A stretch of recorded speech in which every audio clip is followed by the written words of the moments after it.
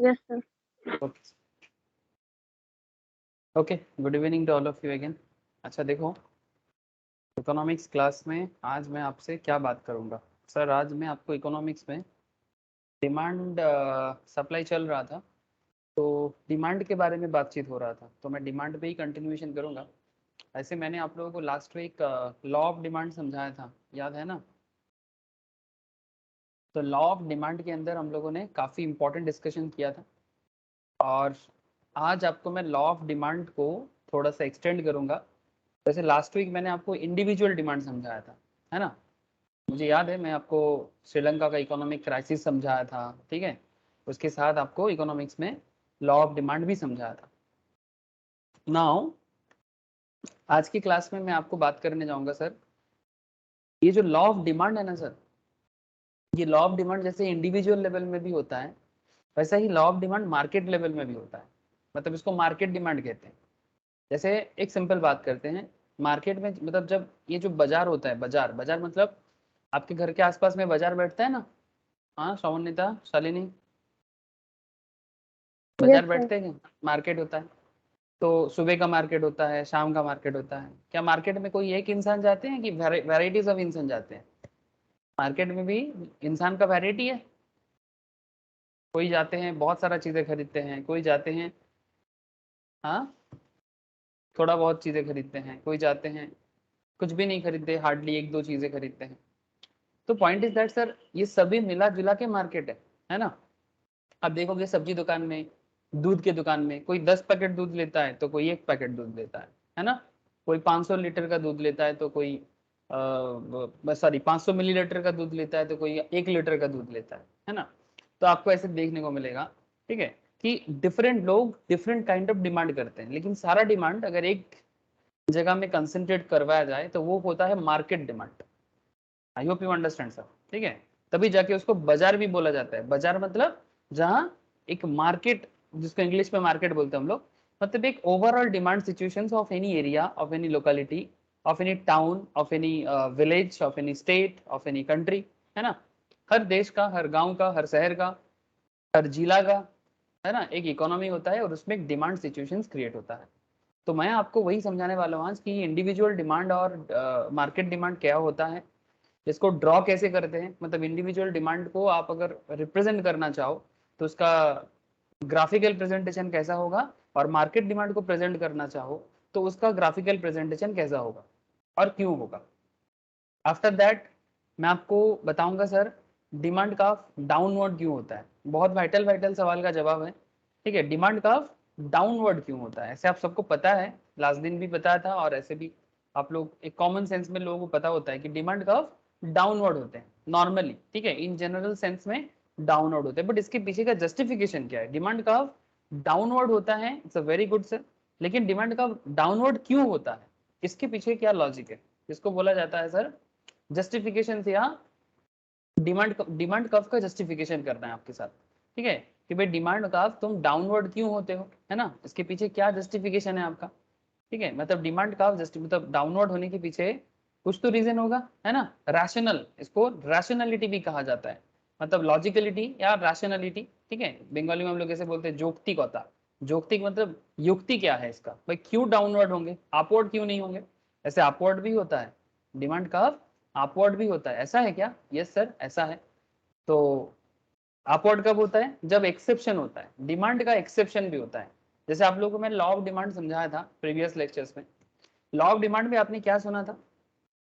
While other thing remaining constant, है ना? याद रखो सर, एक बार याद कर लो एक बार, है ना, कि जब अदर थिंग रिमेनिंग कांस्टेंट हो, while other thing remaining constant, if A price of A product, है ना, if A product price increases, it's quantity demanded decreases. मतलब जब चीजों का दाम ज्यादा रहता है उसका डिमांड कम होता है, एंड वाइस वर्सा, मतलब जब दाम कम होगा तब डिमांड बढ़ेगा, और जब दाम ज्यादा होगा तब डिमांड कम हो जाएगा। और while other thing remaining constant, other thing में आपको मैं बताया था, जैसे अगर प्राइस को मद्देनजर रखते हुए, जैसे आलू का दाम, ठीक है, से फॉर एग्जाम्पल आलू, जैसे हमारे बंगाल में सर दो तरह का आलू बिकता है, एक चंद्रमुखी आलू, एक ज्योति आलू। आई डोंट नो दूसरे स्टेट में क्या मिलता है, हमारे यहाँ पर ये दो ब्रांड नेम चलता है सर, कि एक चंद्रमुखी थोड़ा हाई क्वालिटी और एक होता है ज्योति, ठीक है, 5-10 रुपए का डिफरेंस होता है ज्योति और चंद्रमुखी में।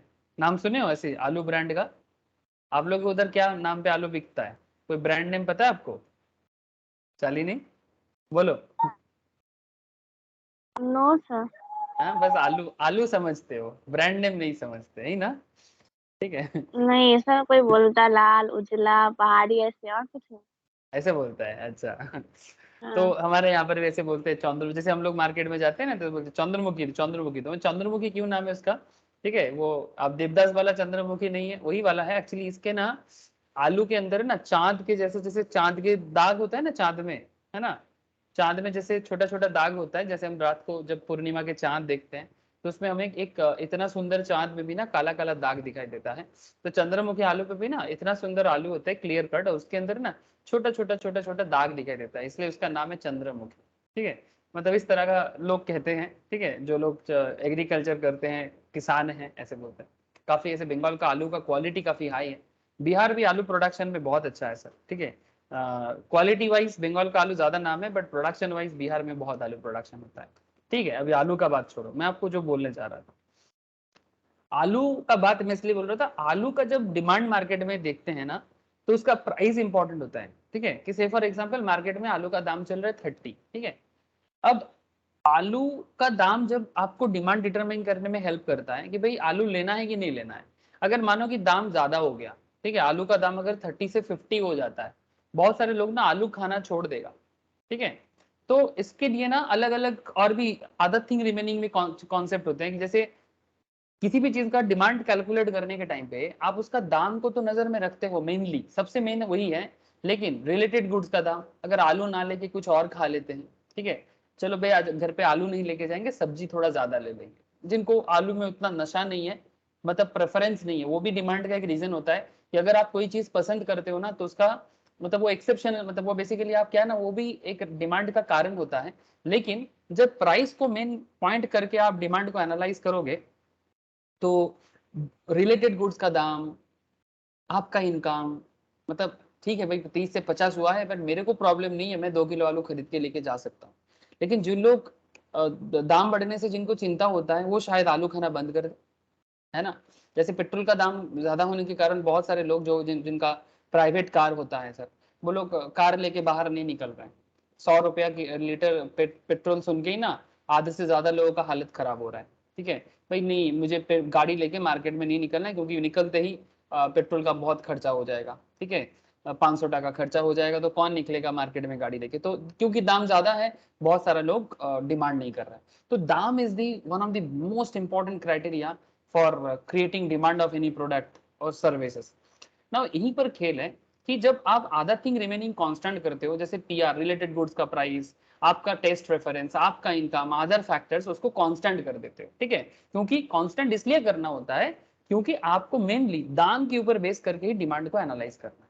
ये बात तो आपको इतना दिन में समझ में आ ही गया होगा, है ना? क्या सर बोलो, बात समझ में आ रहा है कि नहीं आ रहा है? Yes sir. Yes sir. Sir ये सब बेसिक बेसिक चर्चा है, आप लोग वास्तव जीवन में भी हम लोग ऐसे चीजों के सामना करते हैं। ठीक है, तो अभी मैं आपको, अच्छा स्क्रीन शेयर है क्या, please tell me. Yes sir. Okay, तो ये जैसे कि लास्ट दिन मैंने आपको डिमांड ग्राफ, ठीक है, डिमांड कार्व ड्रॉ करना सिखाया था। ठीक है, कि किस तरह से डिमांड कर्व आप ड्रॉ करोगे। तो आज मैं आपको डिमांड कर्व ड्रॉ करना फिर से तो नहीं बताऊंगा, मतलब आज मैं आपको थोड़ा सा और गहराई पे लेके जाऊंगा डिमांड रिलेटेड मैटर पे। जैसे लास्ट दिन मैं आपको डिमांड फंक्शंस बताया था कि भाई डिमांड तुम क्या हो, डिमांड तुम किस पे डिपेंड करते हो। ठीक है, तो डिमांड डिपेंड करता है सर बहुत सारे चीजों के ऊपर। ठीक है, जो आपको मैं बार बार समझाता रहता हूँ कि डिमांड, फंक्शंस ऑफ डिमांड। ठीक है, क्वांटिटी डिमांड क्यू से डिनोट करते हैं सर, डिमांड को नॉर्मली क्यू से डिनोट करते हैं, डिमांड इक्वल्स टू क्यू। ठीक है, क्यू मतलब क्वांटिटी, इसको functions of P, P R, Y, T, E and O. ठीक है, मतलब price is the main criteria, but बाकी चीजें भी डिमांड को डिटरमाइन करने में हेल्प करते हैं, जो हम लोग डिमांड के पहले क्लासेस में सीखे। राहुल गुड इवनिंग, आवाज आसছে? Yes, sir. একটু লেট জয়েন করলি। আর স্যার আমি এক জায়গায় বাইরে গিয়েছিলাম ওই জন্য লেট হয়ে গেল। ঠিক আছে, না ঠিক আছে, অসুবিধা নেই। আসলে ইন্ট্রোটা দিচ্ছিলাম, ওই জন্য ভাবছিলাম কি শুরুতে থাকলে ভালো হয়। আচ্ছা, নো ইস্যু। দেখ, আমরা ইকোনমিক্স এর আজকে ডিমান্ডটা অ্যাকচুয়ালি 2-3টে ক্লাস করেছি। বেসিক্স অফ ইকোনমিক্স এর ডিমান্ডটা স্টার্ট করেছি এখন। তো ডিমান্ডের এর আগে 2-3টে ক্লাস করিয়েছি, 2টো ক্লাস মোস্ট প্রবাবলি করেছি, আমি ক্লাসগুলো শেয়ার করে দেবো। আজকে আমরা ডিমান্ডটাকে কন্টিনিউ করছি, ঠিক আছে? তো কন্টিনিউয়েশনে বেসিক লেভেলেই আছি, খুব একটা মানে অ্যাডভান্স লেভেলে যাইনি, তো প্রবলেম হবে না, ঠিক আছে? ছোটবেলায় 11-12-এ পড়েছিস বোধহয়, ইকোনমিক্স ছিল নাকি, না ছিল না?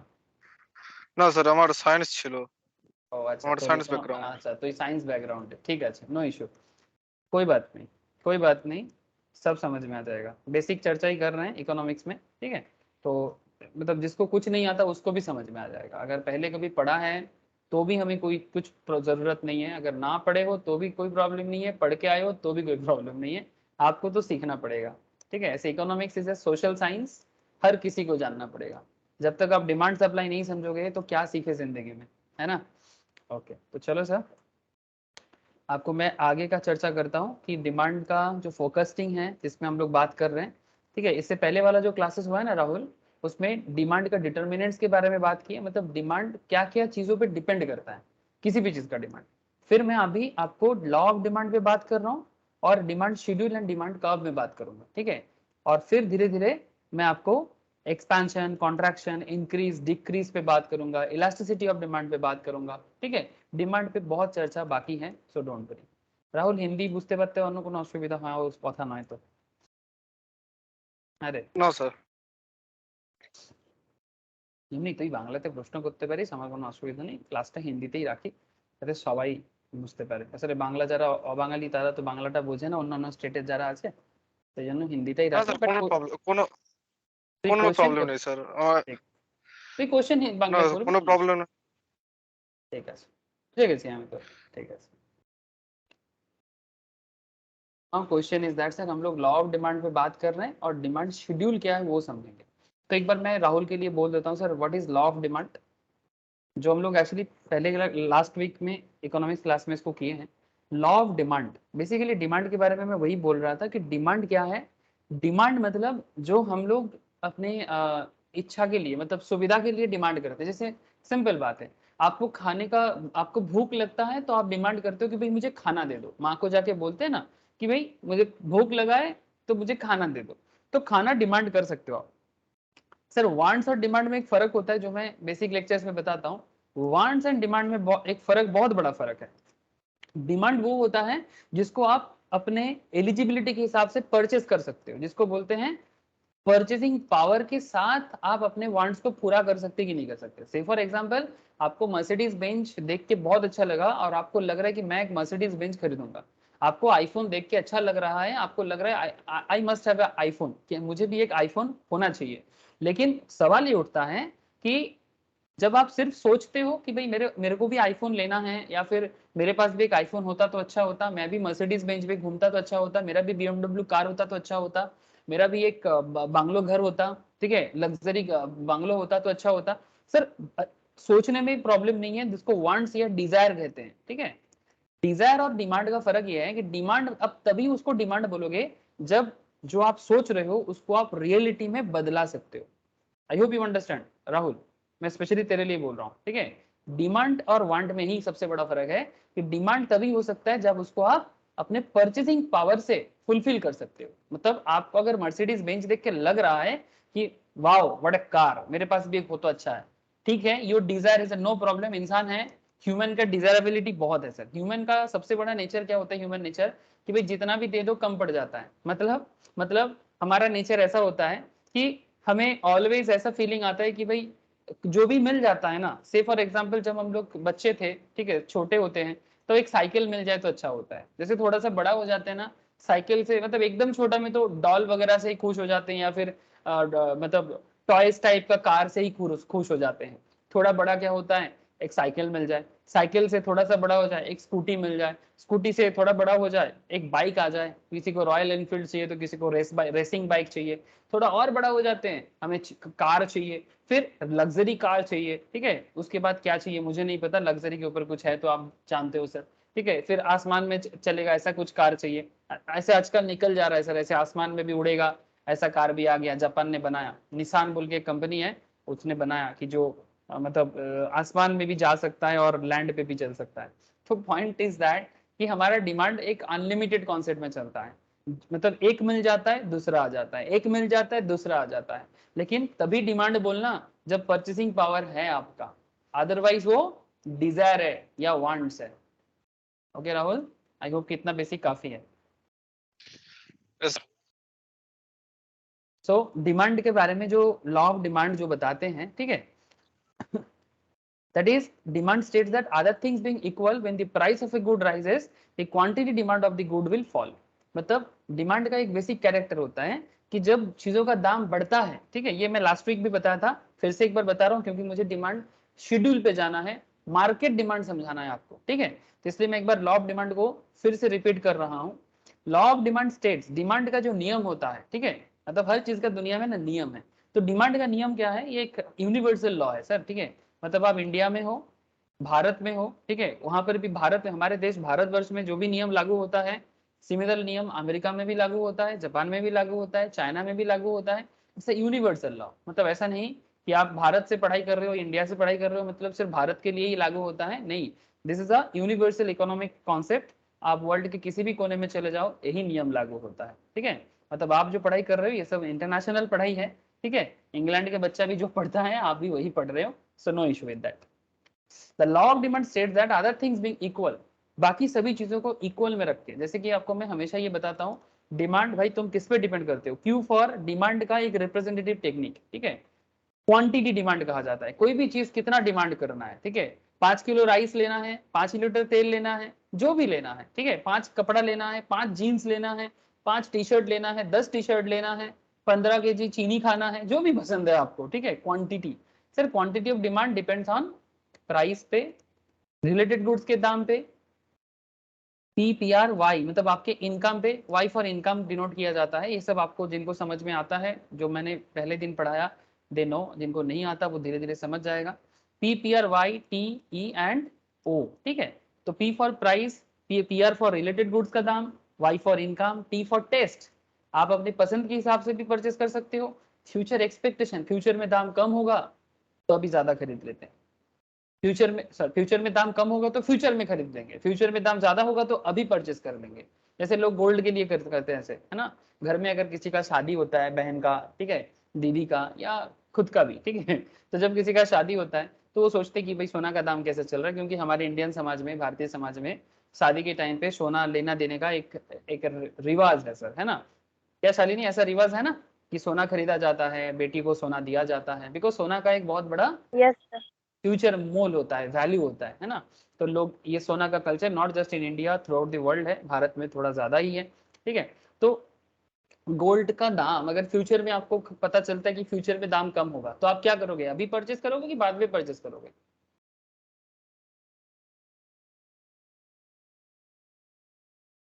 अगर फ्यूचर में कोई भी चीज का दाम आपको पता लगता है कि भाई 1 महीने बाद दाम कम होने वाला है, ठीक है, तो आप फ्यूचर में ही परचेस करोगे, अगर आपको लगता है कि अभी कम चल रहा है तो अभी ज्यादा से ज्यादा खरीद लोगे, है ना, यही है ना, यही है आपका फ्यूचर यस सर। एक्सपेक्टेशन की बात, है ना, तो ये सब चीज जो है ये एक्चुअली डिमांड का नियम है, तो डिमांड का नियम बताते हैं, other things being equal when the price of a good rises the quantity demanded of the good will fall, दाम बढ़ने से डिमांड कम होगा और दाम कम होने से डिमांड बढ़ जाएगा, ये चीज मैं लास्ट वीक बताया था, और इसको एक्चुअली ये जो सिस्टम है, इसको ये जो अदर थिंग रिमेनिंग कांस्टेंट, इसका मतलब है सेट्रिस पैरिबस, बाकी चीजें जब कांस्टेंट हो, मतलब जब सिर्फ प्राइस को लेके ही हम लोग बेसिकली इसको देखें। तो चलो सर मैं आपको डिमांड शेड्यूल को थोड़ा मार्केट वाइज समझाता हूँ, लास्ट वीक मैंने आपको इंडिविजुअल लेवल पे समझा दिया था, तो आज मैं थोड़ा आपको ना मार्केट के हिसाब से समझाऊंगा तो इंडिविजुअल ऑटोमेटिकली आ जाएगा, तो चलो मैं आपको थोड़ा मार्केट डिमांड शेड्यूल समझा दूं।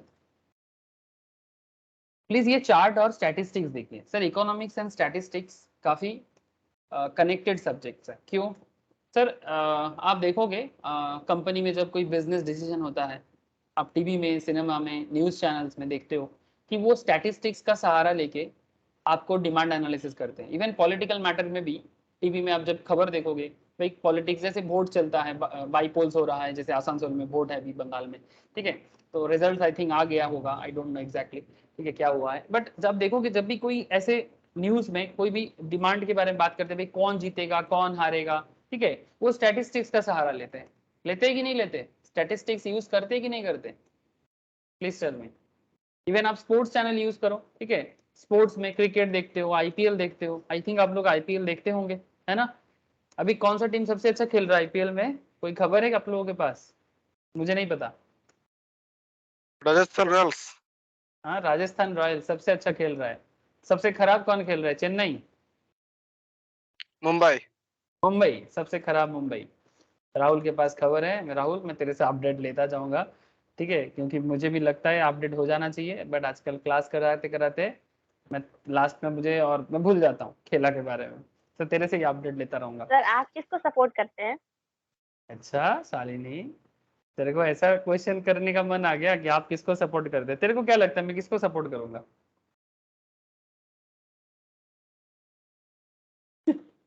केकेआर। पता नहीं सर। हाँ, पता नहीं, मतलब ऐसे मतलब कॉमन सेंस लगा सकता है कि हम कोलकाता से है तो कोलकाता को सपोर्ट करूंगा, हाँ, लेकिन ऐसा कोई बात नहीं है, यस सर।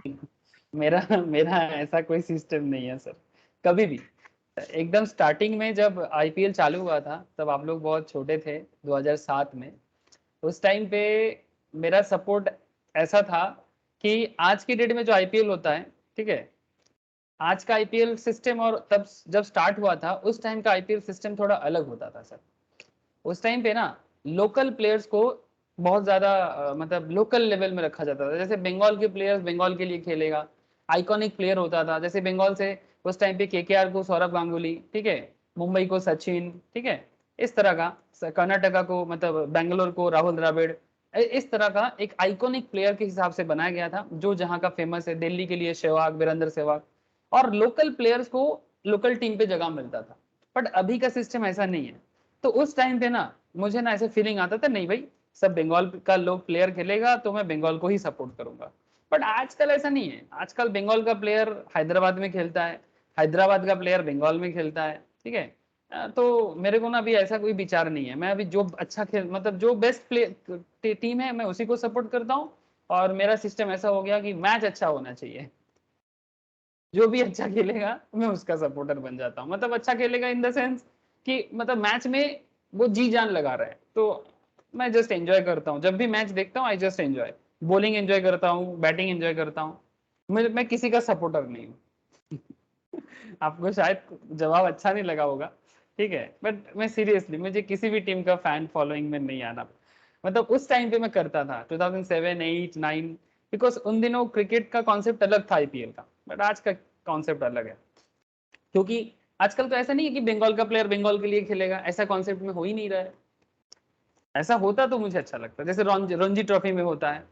हाँ सर,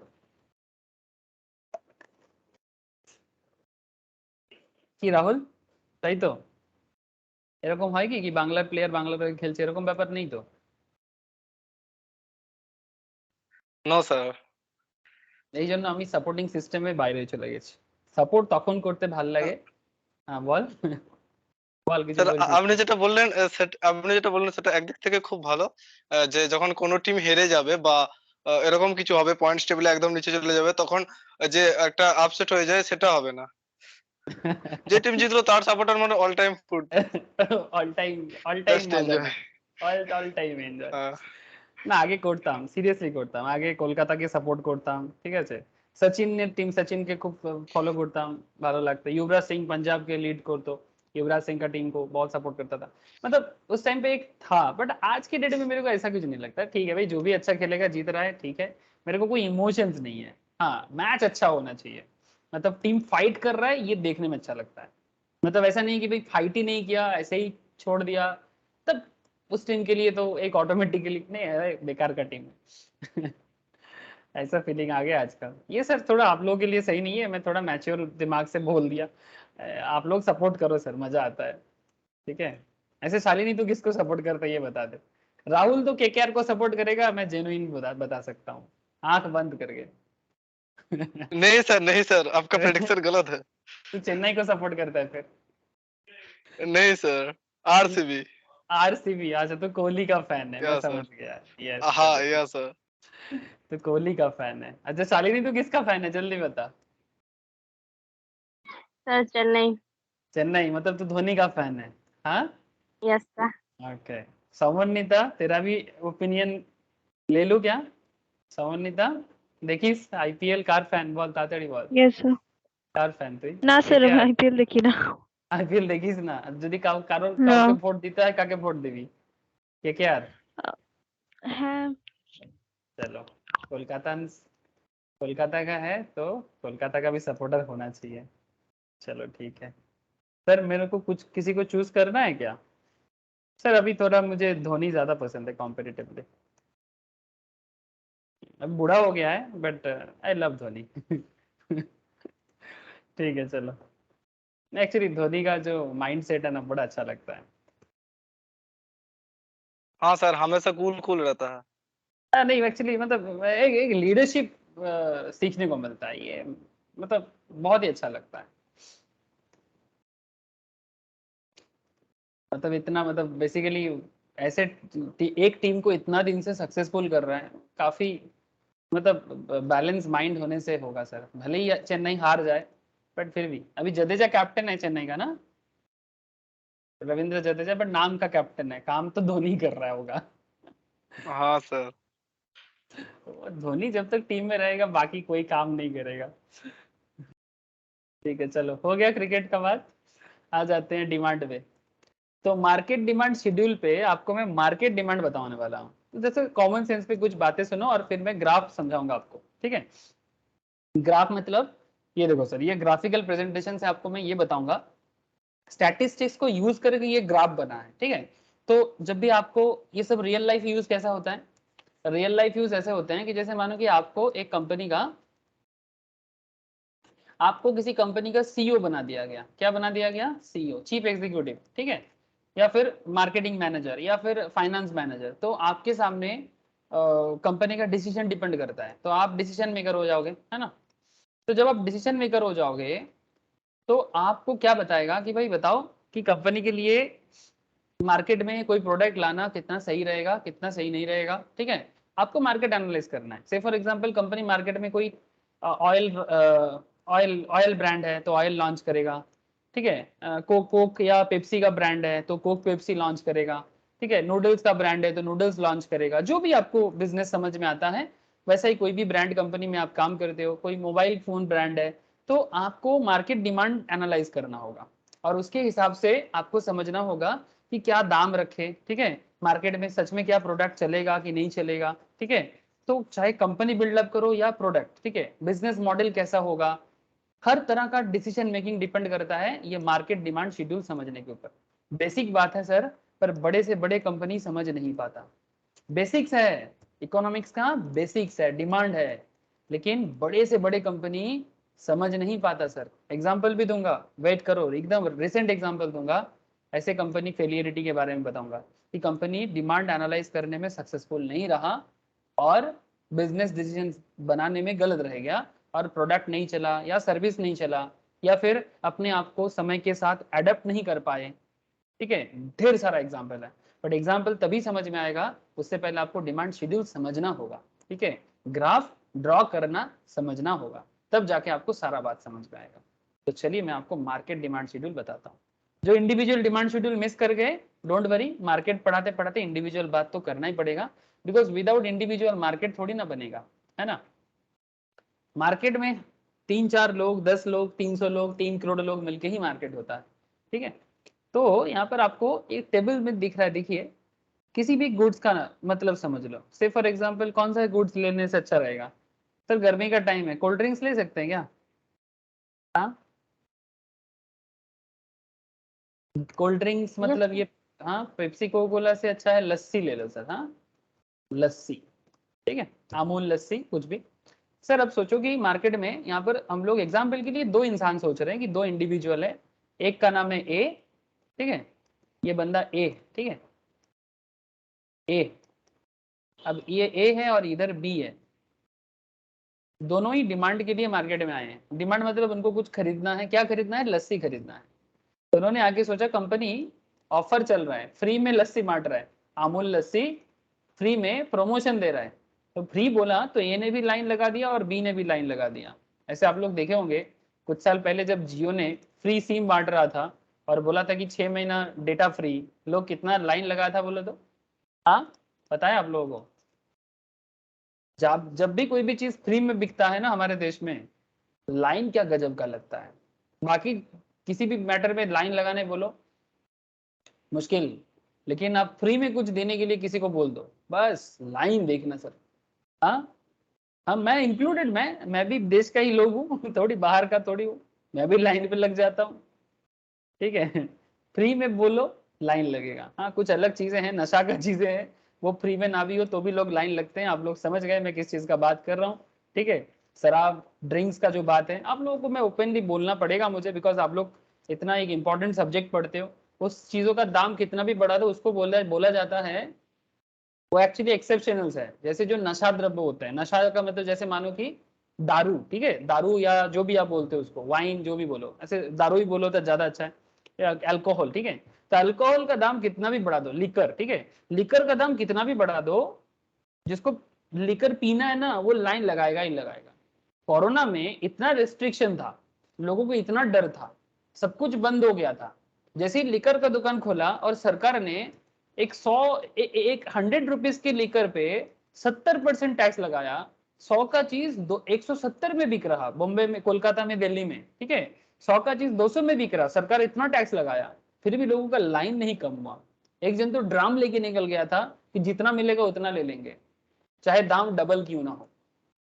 क्या आप लोगों ने देखा था ऐसा news? Please tell me. Yes sir. Sir इसको एक्सेप्शनल बोलते हैं, ठीक है, these are exceptional to the law of demand. Normal law of demand हमें सिखाते हैं दाम कम होता है तो डिमांड बढ़ता है, लेकिन कुछ ऐसी चीजें भी हैं हमारे सोसाइटी में जिसका दाम बढ़ने से भी लोग उसका डिमांड करते हैं, मतलब डिमांड उसका कम नहीं होता, चाहे दाम बढ़ा भी क्यों ना दो, फर्क नहीं पड़ता। तो ये अलग कॉन्सेप्ट है, मतलब अभी बताऊंगा मैं, ये अलग कॉन्सेप्ट, मतलब नॉर्मल डिमांड के कॉन्सेप्ट से थोड़ा हटके हैं, इसीलिए exceptional of the law of demand कहा जाता है। ये सब रियल लाइफ कॉन्सेप्ट है, कोई बाहरी दुनिया से नहीं आया है।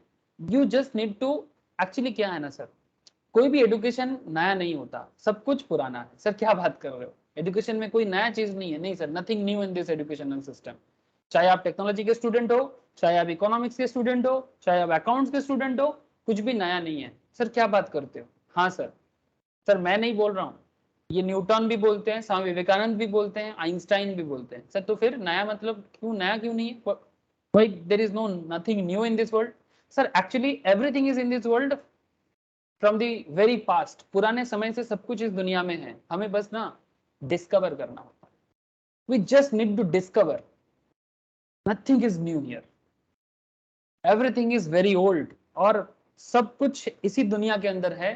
सुनने में थोड़ा फिलोसॉफिकल लगेगा आपको, बट मैं आपको इसके एग्जाम्पल भी दे सकता हूँ, ठीक है, कि कुछ भी नया नहीं है, सब कुछ पुराना है। बट ये सब एग्जाम्पल सुनने के लिए वेट करो, मुझे मेन पॉइंट समझाने दो, ठीक है। तो चलो सर मैं आपको समझाता हूँ। क्वांटिटी डिमांडेड बोलूंगा, अगर भूल भी जाओ आप लोग याद दिलाना कि सर प्रूव करो कि कुछ भी नया नहीं है, सब पुराना है, हमें बस डिस्कवर करना होता है। आप मुझे याद दिलाना, मैं बता दूंगा आपको। अच्छा, तो जैसे देखो सर, डिमांड का नियम क्या कहते हैं, प्राइस ऑफ गुड्स फ्री में है, 0 है, तब ए ने तीन क्वांटिटी मांग लिया, बी ने 2, मार्केट डिमांड कितना हो गया? 5। सर अगर सी डी होते तो वो भी मांग लेते, है ना, जितना भी आप मर्जी इंसान भरा सकते हो इसमें, बट मैंने यहाँ पर 2 लिया बिकॉज हमें डिमांड को समझना है, मार्केट डिमांड को समझना है। सर दाम 0 से 10 हो गया, तो दाम क्या हो गया? अमूल लस्सी का दाम बढ़ गया ना रे, 0 से 10 मतलब लस्सी का दाम बढ़ गया। तो क्या लगता है, दाम बढ़ने से लॉ ऑफ डिमांड क्या कहते हैं? डिमांड कम हो जाएगा। तो जैसे दाम फ्री से 10% करा दिया, तो पहले जो ए 3 क्वांटिटी लेता था, अब ये बोलेगा नहीं भाई मुझे 2 दे दो, बिकॉज दाम लग रहा है ना। पैसा देने से हमेशा हर किसी का, नॉट जस्ट ए का या बी का, हर किसी का जब भी उसमें दाम लगता है, अब आप बोलोगे सर 10 क्या है? सर ये 10 के जगह 10,000 लगा सकते हो ये 100 रुपीज भी लगा सकते हो, तो भी आप समझ जाओगे कि दाम का मतलब बहुत कुछ होता है, ठीक है। 0 का बहुत वैल्यू है सर, जो भारत ने बनाया, दुनिया को भारत शून्य गिफ्ट किया, जानते हो आप? हाँ सर, दुनिया को शून्य का मतलब जीरो का गिफ्ट जो है, जीरो का जो कॉन्सेप्ट है जीरो, ठीक है, ये जो एक के बाद जीरो लगता है और एक से पीछे का जीरो का कोई वैल्यू नहीं है, but this zero is discover by India, ठीक है। ये फिलोसॉफिकल कॉन्सेप्ट है, मैथमेटिक्स मतलब फिलोसॉफी, समझाऊंगा कि जीरो कहाँ से आया। जीरो का वैल्यू बहुत है सर, सुनने में लगता है जीरो है, बट जीरो का वैल्यू बहुत है। अगर आप जीरो हो तो आप कुछ भी बना सकते हो उसको, लेकिन अगर आप कुछ जीरो नहीं हो, कुछ वैल्यू आ गया आपका, तो फिर शायद आप उसी वैल्यू में रह जाओ। तो zero have lots of power. Sir कैसा कैसा फिलोसॉफिकल बातें करते हो, समझ में नहीं आता। ठीक है सर, हर चीज समझने के लिए थोड़ी ना है।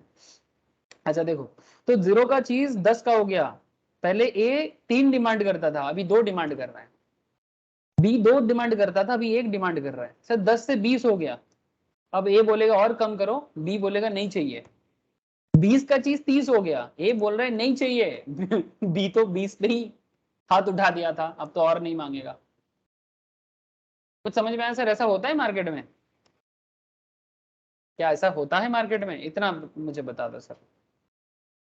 हाँ यस सर सर। होता है। है ना? अब अगर ऐसा मार्केट में होता है तो फिर मार्केट डिमांड कैसे होगा?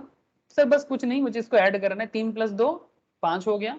जब प्राइस 0 है, 10 में डिमांड मार्केट का 3 हो गया, 20 पे मार्केट डिमांड और कम हो गया 1 हो गया, और 30 पे मार्केट डिमांड एकदम टोटल में 0 हो गया। जब प्राइस, प्रोडक्ट का प्राइस 30 हो जाता है, मार्केट में कोई भी लोग उसको खरीदने के लिए रेडी नहीं है, ठीक है। तो इससे लॉ ऑफ डिमांड का एक सिंपल नियम आता है सर, जो नियम आपको बार बार बताता रहता हूँ डेफिनेशन वाइज, कि while other thing remaining constant, मतलब quantity equals to functions of, ये मैथमेटिक्स का एक चैप्टर होता है सर, जो लोग साइंस में मैथ्स पढ़ते हैं उनको पता होगा कि किसी भी चीज का मतलब फंक्शंस बोलते हैं इसको, functions equals to P P R Y T E O, ठीक है। सिंपल मैथड कॉन्सेप्ट है कि भाई क्वांटिटी तुम किसके ऊपर डिपेंड करते हो, तो क्वांटिटी बोलते हैं मैं तो प्राइस पे डिपेंड करता हूँ। तो जब आप प्राइस के ऊपर डिपेंड करके डिमांड को जनरेट करते हो, तो बाकी चीजों को कांस्टेंट कर दो। तो डिमांड का डेफिनेशन बताते हैं, मैं ये जो बार लगा ना, ये बेसिकली फ्रीज कर दिया, ठीक है। अब पीआर मतलब रिलेटेड गुड्स, ये सब बात मैं लास्ट वीक करा था। पीआर मतलब रिलेटेड गुड्स का price, Y for income, T for taste, T for future expectation and O for other factors. जब बाकी चीजों को फ्रीज करके सिर्फ पी को हिला रहे हो आप, किसको हिला रहे हो? पी को, प्राइस को अप एंड डाउन कर रहे हैं। तो जब प्राइस बढ़ेगा, जब प्राइस इंक्रीज करेगा,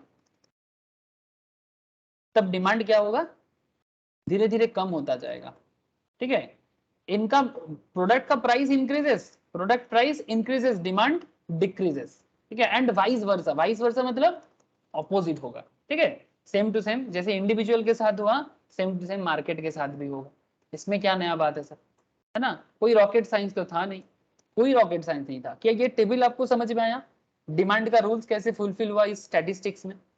प्लीज टेल मी सर, पहले तो मुझे ये बता दो सर, क्या ये स्टैटिस्टिकल टेबल समझ में आया कि जब जब प्रोडक्ट प्राइस बढ़ता है, ठीक है, प्रोडक्ट प्राइस इंक्रीज जब जब करता है, तब तब क्वांटिटी डिमांडेड डिक्रीज करता है।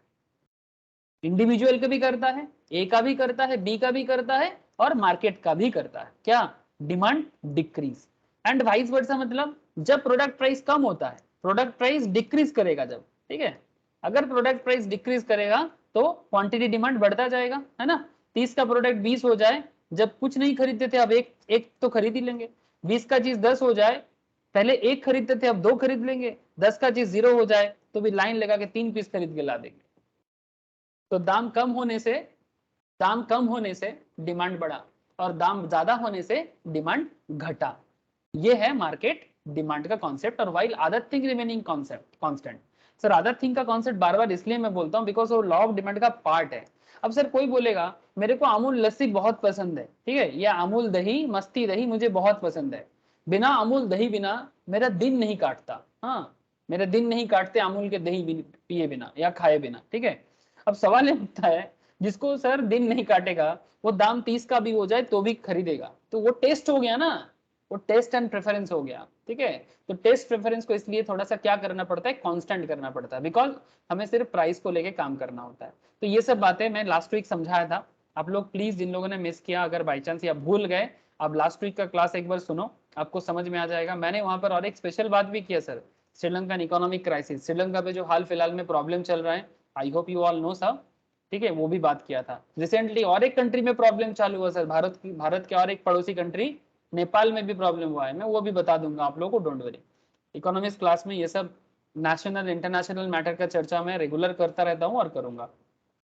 अब सर मैं आपको इसी डिमांड को ग्राफिकली प्रेजेंट करूंगा, ठीक है, चलो देखते हैं। डोंट वरी, यहाँ पर तो ऑलरेडी ड्रॉ किया हुआ है, लेकिन मैं आपके साथ साथ ड्रॉ करूंगा, आप चाहो तो मेरे साथ साथ ड्रॉ कर सकते हैं, ठीक है। आप लोग भी कॉपी पेन ले लो, और जिस तरह से ये ड्राइंग है मैं उसी तरह से ड्राइंग को करूंगा, ताकि आपको डिमांड का ड्रॉ करने का टेक्नोलॉजी पता हो। Yes, this is called technology. Technology मतलब हर चीज का एक टेक्निक होता है, ठीक है, तो जिस टेक्निक से कोई काम होता है उसको टेक्नोलॉजी कहा जाता है, ठीक है। तो जैसे मानो कि ये गुड्स एक्स है, ये भी गुड्स एक्स है, लेकिन ये ए का है और ये बी का है, मतलब दोनों अलग अलग इंडिविजुअल, और उसके बाद मार्केट का है। तो सबसे पहले मैं आपको ए का डिमांड कर्व ड्रॉ करके दिखाता हूँ, ठीक है, उसके बाद बी का और फिर मार्केट का।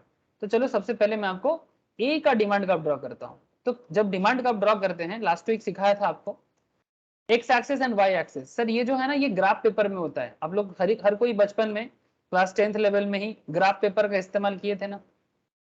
हाँ राहुल कोरे चीज, तो ग्राफ पेपर जिसमें एक प्लस साइड होता है और एक माइनस साइड होता है, यस और नो? Sir college. सर तो ये इकोनॉमिक्स का जो ग्राफिकल प्रेजेंटेशन है ना, ये जो एक्सिस है, ये बेसिकली ग्राफ पेपर का ही कॉन्सेप्ट है, ठीक है। तो यहाँ पर हमें ग्राफ पेपर का जरूरत नहीं है, तो just need to draw it in that way, ठीक है। ये एक्सिस का कॉन्सेप्ट वहीं से लाया गया, ठीक है, X axis and Y axis, ठीक है। एक्सिस का मतलब होता है अक्ष, ठीक है, मतलब किस अक्ष में आप उसको दिखा रहे हो, बंगाली में बोलते हैं अक्षो, ठीक है। ओके, तो जैसे अभी आप देखो, ये ओरिजिन कहा जाता है, हर चीज का एक स्टार्टिंग पॉइंट होता है, तो this is a origin part, this is a X axis and this is Y axis. Now अब कुछ डिटर्मिनेशन हमें कर लेना पड़ेगा। क्या डिटरमाइन करना पड़ेगा सर? सर आप इस साइड में प्राइस चूज कर लो, ठीक है, दाम को इधर देना है। दाम को किधर देना है सर? थोड़ा सा मुझे बड़ा एरिया लेना है, या फिर मैं थोड़ा सा टेढ़ा करता हूँ।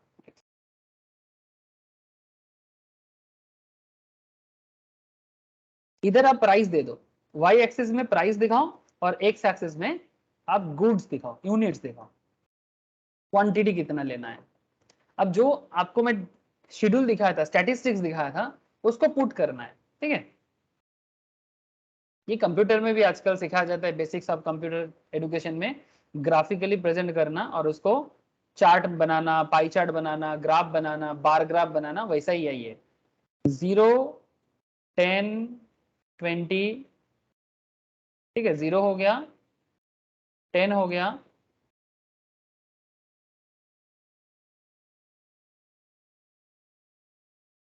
थोड़ा सा गैप बढ़ा देना चाहिए,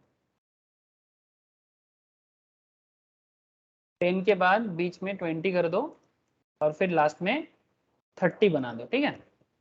अब जब 0 है उसके बाद आप क्वांटिटी भी बढ़ा दो, यहाँ पर 1 2 and 3। Now point to be noted here sir, यहाँ पर आपको क्या समझना पड़ेगा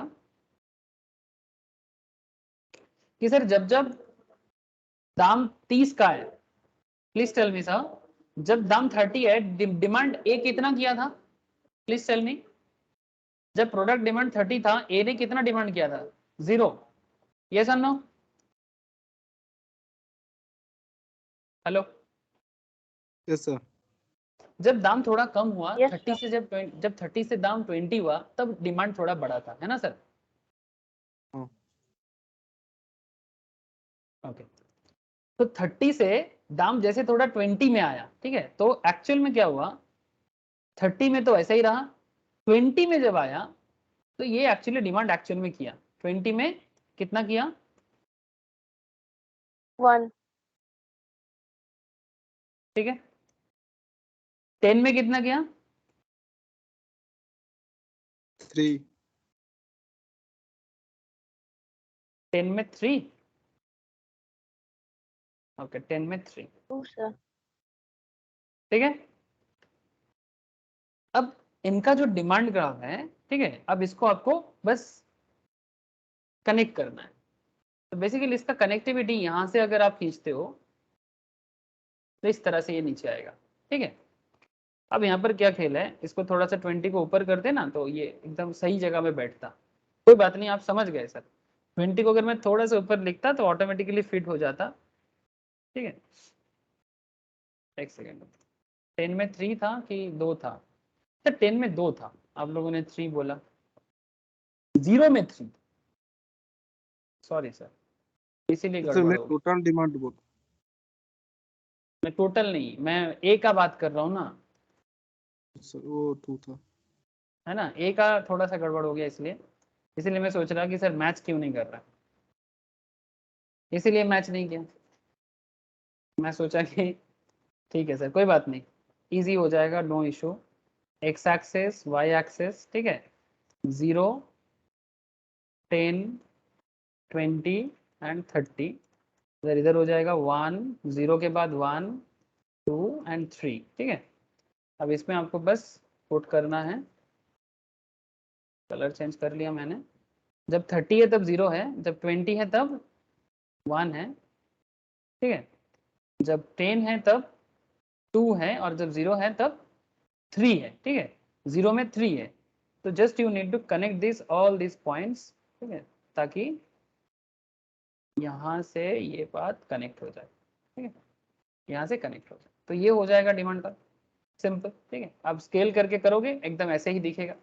तो यहाँ पर एक पॉइंट आएगा आपका, यहाँ पर एक पॉइंट आएगा आपका, और यहाँ पर एक पॉइंट आएगा आपका। तो बेसिकली ये हो गया डिमांड।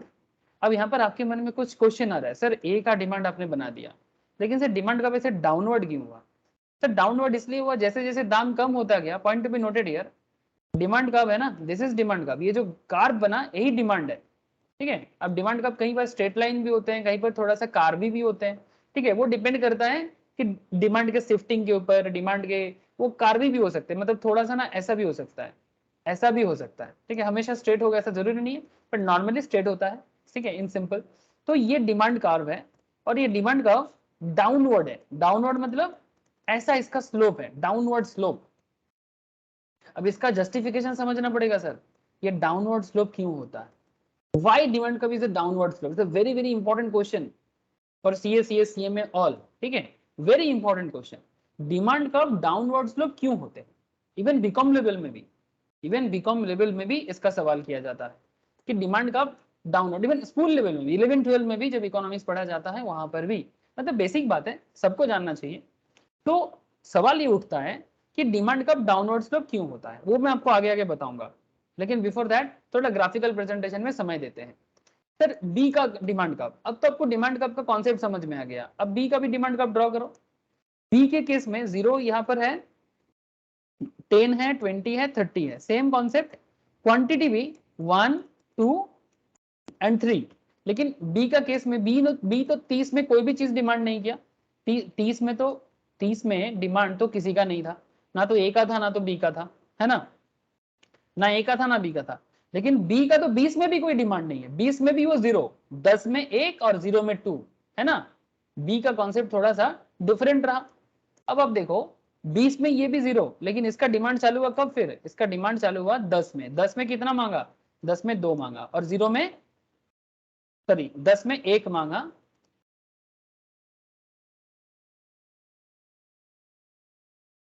आप देख सकते हैं यहाँ पर 10 में 1, ठीक है, और 0 में 2, 0 में 2, तो ये यहां से ये एक्चुअली खत्म। 20 में भी कोई डिमांड नहीं था इसका, 10 जैसे ही दाम हुआ प्रोडक्ट का, एक प्रोडक्ट क्वांटिटी मांग लिया, जैसे 0 हुआ 2 मांग लिया, 3 इसके नहीं है। तो ये थोड़ा सा स्मॉल एरिया कवर करता है, थोड़ा स्मॉल, ये थोड़ा बड़ा एरिया कवर करता है। इसका 30 पे कोई डिमांड नहीं था, बट 20, 10 और 0 में डिमांड क्रिएट हुआ था। अब ये जो दोनों डिमांड का आप देख रहे हो, इसको मार्केट में जोड़ना है, सिंपल है, इसको मार्केट में जोड़ दो। तो मार्केट में जोड़ने का टेक्नोलॉजी क्या है, मार्केट में जोड़ो सर। सर अब मार्केट के केस में आप दोनों को देखो, ठीक है, लेकिन मार्केट को एक बार पहचान लो कि मार्केट में क्या हुआ, स्टैटिस्टिक्स। सर मार्केट में जब दाम 0 था, जब दाम 0 था तब 5, जब दाम 10 हुआ तो 3, जब दाम 20 हुआ तो 1, और जब दाम 30 हुआ तो 0। ठीक है, तो मार्केट 30 में 0 है, 20 में 1 है, 10 में 3 है, और 0 में 5 है। ये मार्केट का हालत है। अब इसी कॉन्सेप्ट को आपको मार्केट डिमांड कर्व में देखना है। तो now look at the market. Market 30 में 0 है, तो 30 में मार्केट स्टार्ट नहीं हुआ, बट 20 में मार्केट में कितना है, ए ने 1 डिमांड किया था बट डी ने 0, तो 1 + 0 1 है ना, इसलिए 20 में मार्केट ने एक क्वांटिटी डिमांड क्रिएट हुआ सर। जब दाम 20 से 10 हुआ तब मार्केट डिमांड क्रिएट किया, ए ने 2 क्वांटिटी और बी ने 1 क्वांटिटी, ठीक है, बी ने 1 और ए ने 2, टोटल 3, तो कुल मिला के मार्केट का कितना डिमांड क्रिएट हुआ, 3, ठीक है। और जब दाम 0 हुआ तब मार्केट में 5 क्वांटिटी डिमांड क्रिएट हुआ, इसीलिए डिमांड का यहां तक आने के बाद थोड़ा सा डिमांड ज्यादा हुआ। स्टार्टिंग में डिमांड सिर्फ ए के कारण था जितना था, उसके बाद देखो यहाँ पर थोड़ा सा आपको एक थोड़ा सा ना चेंज देखने को मिलेगा। चेंज क्यों, बिकॉज मार्केट में डिमांड स्प्रेड 20 के बाद ही चालू हुआ, इसीलिए थोड़ा सा ये स्प्रेड कर गया। यहाँ तक मार्केट कुछ ऐसे कर नहीं रहा था, लेकिन इसके बाद मार्केट में डिमांड थोड़ा स्प्रेड किया, ठीक है, इसलिए यहाँ पर एक छोटा सा आपको क्या मिल रहा है ना, एक कार्वी पैटर्न दिख रहा है। समझ में आया ना सर आपको, बिकॉज यहाँ तक तो कुछ डिमांड था नहीं, ये एरिया तो साइलेंट था। 20 में आके फर्स्ट टाइम एक डिमांड ए के कारण हुआ, उसके बाद धीरे धीरे जैसे जैसे दाम कम होता गया मार्केट डिमांड में और ज्यादा आपको डेवलपमेंट देखने को मिला, मतलब डिमांड बढ़ता गया। लेकिन again question is that demand curve तो है पर ये डाउनवर्ड स्लोप है।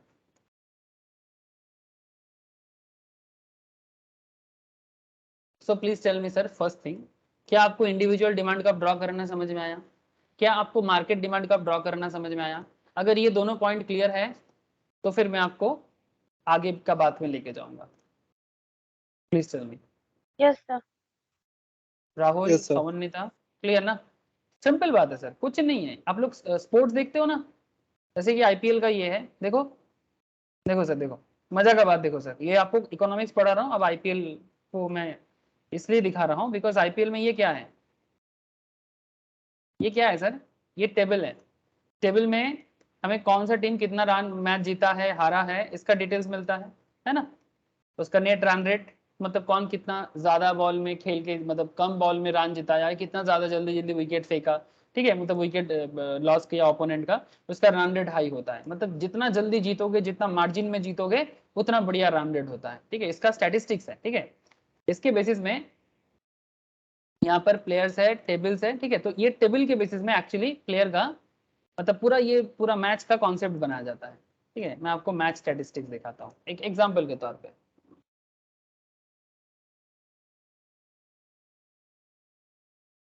It match ग्राफ,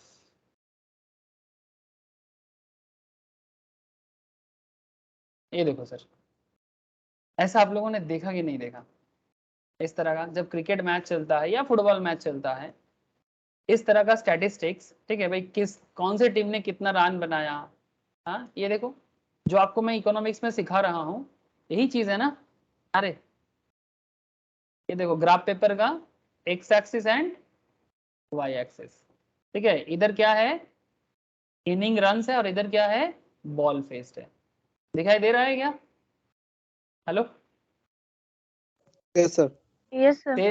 तो जो आपको अभी मैं सिखाया इसी कॉन्सेप्ट में बना है ना। मैक्सिमम रन 100 है, यहाँ पर क्रिस गेल और जो रूट का रन का कंपैरिजन दिखाया है स्टैटिस्टिक्स में। तो क्या दिखाया, कितना बॉल में कौन कितना रन बनाया। क्रिस गेल है, ये नीचे वाला क्रिस गेल है, ठीक है, और ये येलो वाला जो रूट है। जो रूट जब 20 बॉल फेस किया तो जो रूट का रन रेट थोड़ा ज्यादा था यहाँ पर, और क्रिस गेल भी 100 बनाया लेकिन थोड़ा ज्यादा बॉल लिया, तो कंपेरेटिवली 100 बनाने में क्रिस गेल ज्यादा बॉल लिया कंपेरेटिवली जो रूट से, ठीक है। तो रन रेट के हिसाब से इस मैच में जो रूट ज्यादा अच्छा है। ऐसे तो वास्तव में देखा जाए तो क्रिस गेल ही ज्यादा मारते हैं, लेकिन जो रूट बहुत ज्यादा कंसिस्टेंट है, इंग्लैंड के टेस्ट कैप्टन है सर, ठीक है, बहुत ही फेमस प्लेयर है। तो इसी तरह से स्टैटिस्टिक्स का इस्तेमाल होता है। ये देखो चेतेश्वर पुजारा का टेस्ट मैच ग्राफ दिया है कि पुजारा जी ने कितना मैच खेला, इधर इनिंग्स दिया है और इधर स्कोर दिया है, ठीक है, कितना मैच में किसके साथ खेल के, ठीक है, ऑस्ट्रेलिया के साथ, साउथ अफ्रीका के साथ, न्यूजीलैंड के साथ, कब कितना रन बनाया। तो एक्चुअली ये कुछ नहीं है, स्टैटिस्टिक्स है और इनका क्रिकेट का इकोनॉमिक्स है। ये पुजारा का है, कभी मैं आपको क्रिस गेल जो रूट बताया, कभी आप कंट्री वाइज देख सकते हो, ठीक है, कभी आप इस तरह से बॉलिंग स्टैटिस्टिक्स देख सकते हो. So if you have a knowledge of economics then you can do this kind of, this is called data analysis. आजकल बड़ा ही फेमस जॉब है सर डेटा एनालिसिस, ठीक है.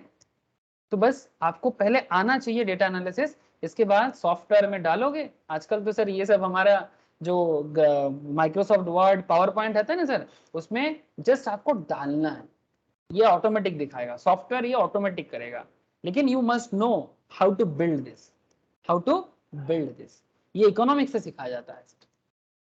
क्लियर है? Economics and statistics. Statistics is important कि क्या हुआ है, और एनालिसिस इज इंपॉर्टेंट, उसको एनालिसिस करने के लिए इकोनॉमिक्स का मतलब आता है. अब स्पोर्ट्स में स्पोर्ट्स जैसे इकोनॉमिक्स, कंट्री का बात करो तो कंट्री जैसे इकोनॉमिक्स, मार्केट का बात करो तो मार्केट का इकोनॉमिक्स, यही है सर. बोलो सर, इकोनॉमिक्स में मजा है कि नहीं? प्लीज बताओ सर. ये कोई बाहरी दुनिया का सब्जेक्ट है नहीं, ये इतना इंपॉर्टेंट सब्जेक्ट है, और मैं आपको प्रूफ के साथ बात कर रहा हूँ. ऐसा नहीं कि जबरदस्ती समझाने का कोशिश किया कि सर इकोनॉमिक्स जाने के तो क्या कर पाओगे, आपको मैं प्रूफ के साथ बात कर रहा हूँ. If you know the economics and statistics properly, ठीक है, then you can use your knowledge in any kind of analytical jobs. Yes और नो? Yes sir. सर रही ऐसे ही प्रैक्टिकल कॉन्सेप्ट के साथ पढ़ाई करोगे तो पढ़ाई का भी कुछ मतलब होगा, नहीं तो सिर्फ ये सब ना सेंटेंस बन के रह जाएगा. ठीक है. अच्छा, मुझे और मार्केट डिमांड कर्व के बारे में कुछ बताने का जरूरत नहीं है. जो मैंने आपको इतना देर से समझाया बस यही बात यहाँ पर लिखा हुआ है. जिनको नोट्स नहीं मिला मैं क्लास के बाद नोट्स शेयर कर लूंगा. ठीक है, आप इंस्टीट्यूट के मैट से भी देख सकते हो अपने अपने, और ये नोट्स भी मैं शेयर कर लूंगा. अच्छा, rational of the law of demand. अब सवाल यही है सर, अभी आपको मैं जो समझाने जा रहा हूँ वो rational of the law of demand है. मतलब लॉ ऑफ डिमांड डाउनवर्ड क्यों होते हैं, लॉ ऑफ डिमांड डाउनवर्ड क्यों होते हैं, या फिर डिमांड का आपका लॉजिकलिटी क्या है. डिमांड का रैशनल का मतलब होता है लॉजिक. ठीक है, बंगाली में बोलते हैं युक्ति, हिंदी में बोलते हैं युक्ति, बंगाली में बोलते हैं जुक्ति. लैंग्वेज सेम है सर, बस प्रोनाउंस करने का तरीका अलग होता है. हिंदी में बोलते हैं ना युक्ति तो इसके ऊपर, ठीक है, जुक्ति भी बोलते हैं, बंगाली में हम लोग बोलते हैं जुक्ति कौता. तो नाउ चलो जुक्ति कौता देखते हैं, इसका रैशनैलिटी क्या है कि भाई लॉ ऑफ डिमांड, तुम ऐसा क्यों हो. जैसे एक गाना था ना ऋतिक रोशन का, आप लोगों ने कभी सुना, एक बहुत ही फेमस मूवी का है, मैं ऐसा क्यों हूँ. सुने हैं कभी गाना? डांस बहुत अच्छा है इस गाने में. यस हाँ? सर. मैं ऐसा क्यों हूँ. ठीक है, तो वैसे ही डिमांड का अभी अपना रैशनैलिटी देगा आपको कि वो ऐसा क्यों है. ठीक है, मैं ऐसा क्यों हूँ, मैं ऐसा क्यों हूँ. ठीक है, मैं इसलिए ऐसा हूँ वही आपको बताने जा रहे हैं अभी. ठीक है, मैं ऐसा हूँ इसलिए हूँ वो अभी बताएगा. तो चलो देखते हैं. अच्छा सर, ये क्या प्रूव करूंगा जानते हैं आप लोग? नहीं जानते ना, तो इसलिए मैं आपको बता देता हूँ. ये हर पॉइंट जो भी मैं बताऊंगा अभी आपको, इसे हर एक पॉइंट में मैं आपको ये बताने जा रहा हूँ कि डिमांड कब डाउनवर्ड क्यों होते हैं, और हमेशा ऐसा क्यों होता है कि दाम कम होता है और डिमांड बढ़ता है. दाम कम होता है और डिमांड बढ़ता है. जैसे दाम 30 था 20 होगा, 10 होगा, 0 होगा, और डिमांड 0 से 1 2 3 करके बढ़ता जाएगा. सिचुएशन कुछ भी हो, लेकिन अलग अलग, मतलब कुछ भी सिचुएशन हो बट होगा यही, बट सबका रीजन अलग है, सबका रीजन अलग है.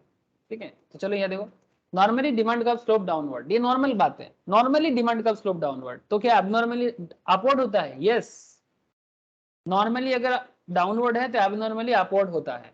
लेकिन एबनॉर्मल कब होता है उसको समझने के लिए पहले नॉर्मल तो समझ जाओ. ठीक है, this means people buy more at lower price. Sir people buy more at lower price, हर इंसान का एक तरीका होता है, मतलब नॉट जस्ट एक, मतलब सभी का, इकोनॉमी एट लार्ज, पब्लिक का यही तो मानसिकता है. मतलब what is the mentality of public, दाम कम हो तो लाइन लगा देते हैं. यस और नो? अगर कल आपको पता चल जाए कि सिनेमा हॉल में 500 का टिकट 100 में आ जाएगा पीवीआर में. हाँ सर, पीवीआर का टिकट 500 का टिकट 200 में आ जाए तो क्या करोगे? ज्यादा परचेस करोगे कि नहीं करोगे? मतलब ज्यादा लोग परचेस करेगा कि नहीं करेगा? 100 टाका लीटर तेल, पर लीटर पेट्रोल का दाम 100 लीटर से अगर कल 80 टाका हो जाए तो क्या लगता है लाइन लगा के पेट्रोल खरीदेगा कि नहीं खरीदेगा? ये sir no? Yes sir. Yes sir. ये आम परसेप्शन है, ये हर देश में होता है और होना ही चाहिए, ठीक है। This means people buy more at lower price. इंसान जो है ये हमेशा कम दाम में खरीदना पसंद करता है। तो आपको मैं कुछ ऐसे लॉजिक देने वाला हूँ कि हर चीज में वो दाम कम ही हो जाता है और तब लोग ज्यादा डिमांड करते हैं। तो we shall now try to understand why do demand curve slope downward. Put in other words, why do people buy more at lower price. ऐसे सोचो कि क्यों कम दाम में लोग ज्यादा खरीदते हैं। सर इसमें क्या बात है, सेविंग्स होगा। यस, कम दाम में चीजें खरीदने में सेविंग्स होगा। जो चीज आपको 500 में मिल रहा है, जिसका दाम 1000 है, ठीक है, अगर 1000 का चीज 500 में मिलता है तो आप क्या सोचोगे कि भाई मेरे को सेव हुआ। लेकिन कभी कभी तो लोग आजकल ऐसे कॉन्सेप्ट हो गया, जानते हो, ऑनलाइन में परचेस करते होंगे आप लोग, 1000 को काट के 500 कर देता है। ऐसा लगता है जैसे सच में वो 1000 का है, लेकिन 90% केस में वो 500 का ही चीज होता है। लेकिन वो लोग जानबूझ के 1000 लिखता है, फिर उसको काटता है और फिर नीचे 500 दिखाता है और फिर आपको दिखाता है 50% discount. This is called marketing scheme.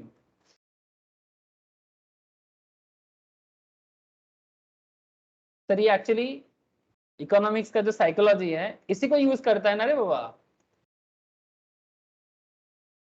Example दे देते हैं, मिंत्रा में चले जाओ, जहां मर्जी वहां चले जाओ, अमेज़न पे चले जाओ, ये देखो अभी तो ऐसे हमेशा ऐसे, आप जब भी कभी भी किसी भी टाइम पे ओपन करो ये हमेशा ऐसे ही दिखाएगा 70% ऑफ, 40% ऑफ, 80% ऑफ, जैसे हमेशा सेल लगा रहता है। अरे पागल है क्या, हमेशा सेल लगा के रखता है। मतलब ये एक्चुअली एक तरह का मार्केटिंग स्किल है। क्या चाहिए, क्या खरीदना है, जल्दी बोलो। HRX का चीजें खरीदना है, ट्राउजर खरीदना है, क्या खरीदना है, चलो ट्राउजर लेते हैं, देखते हैं। ये देखो मैं आपको जो समझा रहा था, जस्ट लुक एट हियर, क्या लिखा है 697, एक्चुअल दाम कितना है 1549, कितना ऑफ बता रहा है 55%। नाउ टेल मी एक्चुअली इसका दाम क्या है इस ट्राउजर का। सर वो एक्चुअल दाम ही आपसे ले रहा है, मैं आपको बोल रहा हूं इसका मार्केट प्राइस यही होना चाहिए। लेकिन फिर भी वो क्या करेगा, कभी कभी क्या करेगा बीच बीच में, जैसे मानो अब अभी आप 3-4 दिन इसको देखते रहो, 4-5 दिन बाद वो क्या करेगा, इसको हटा देगा और इसका दाम 1549 ही लगा के रखेगा। फिर आपके मन में ऐसा फीलिंग आएगा कि भाई दाम बढ़ गया है। अगर आपको ये पसंद है तो फिर आप बोलोगे भाई कब कम होगा, जैसे ही डिस्काउंट आएगा आप परचेस कर लोगे। परचेस दाम कम हो गया है, 55% ऑफ चल रहा है और इनका सेल बढ़ जाएगा। इकोनॉमिक्स का साइकोलॉजी है ना रे बाबा। हेलो, ये जो कंपनी करते हैं इकोनॉमिक्स को यूज करते हैं ना अपने बिजनेस को बढ़ाने के लिए।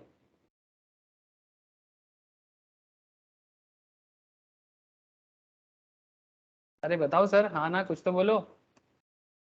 हाँ sir.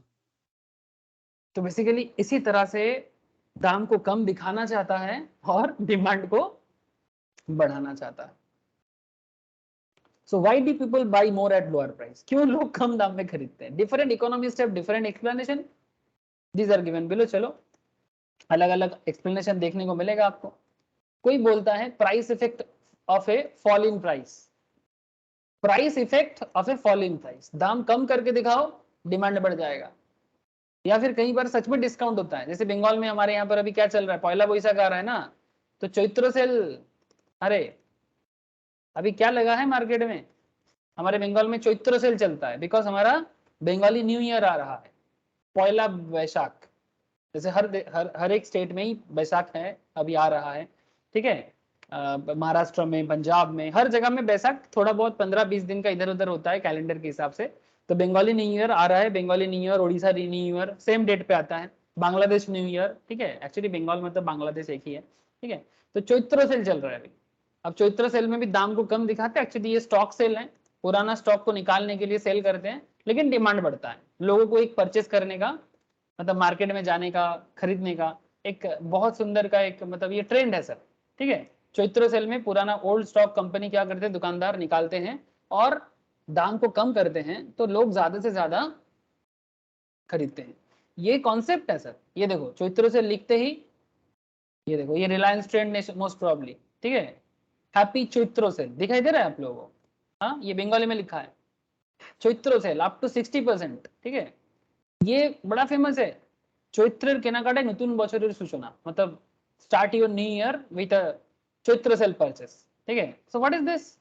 This is a marketing technique as well as demand increase करने का एक technique. So price effect for a fall in price, दाम को कम करके दिखाओ। कई बार आपको खुद का स्टॉक खाली करना है, कई बार जानबूझ के दाम को बढ़ा के रखो, फिर कुछ दिन बाद दाम को कम करो और ऑटोमेटिकली सही दाम ही लो, दाम सही लगाओ आप, ठीक है। दिखाओ कि दाम ज्यादा है, ब्रांडेड है, दाम कम करके 50%, 40%, 30% जितना आप कर सकते हो, लेकिन सेल होना चाहिए। तो price effect which indicates the way the consumer purchase of good exchange when its price changes in the sum of two its components, namely substitution effect and income effect।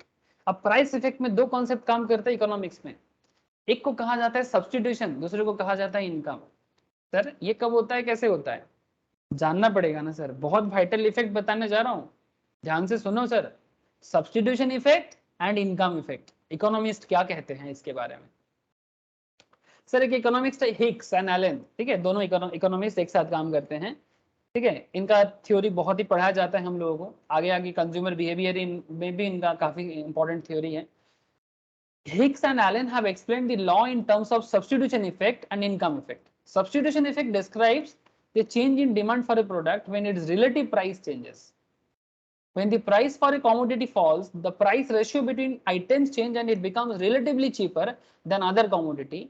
Assuming that the price of all other commodity remain constant, it induces consumer to substitute the commodity whose price has fallen for other commodities which have now become relatively expensive.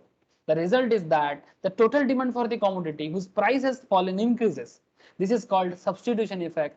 When the price falls, the substitution effect is always positive. It will always cause more to be demanded. The substitution effect will be stronger when goods are closer substitute. There is lower cost of switching to the substitute goods and there is lower inconvenience while switching to the substitute goods. Sir तो समझ में नहीं आया ना, clear नहीं हुआ, मैं थोड़ा क्लियर कर दूं आपको वास्तव एग्जांपल में। चलो सर करते हैं। अच्छा किधर जाने से अच्छा रहेगा, अच्छा देखो यहाँ पर एक ट्राउजर के बारे में बात चल रहा था, मैं ट्राउजर से ही आपको समझा सकता हूँ, मोबाइल से भी अच्छा समझ में आएगा। चलो मोबाइल खरीदते हैं, कहाँ जाए, मोबाइल खरीदने के लिए फ्लिपकार्ट या अमेजन जाना पड़ेगा। शालिनी, शवनीता, राहुल, समझ में आ रहा है ना आप लोगों को? हाँ सर। Yes, अब sir. देखो सर, अब चलो मोबाइल खरीदने आ गए। मोबाइल कहाँ है सर, ये देखो मोबाइल है। मोबाइल में इसलिए आ गए सर सब्स्टिट्यूट मिल जाएगा, इसीलिए मोबाइल में आए। कौन सा मोबाइल लेना है,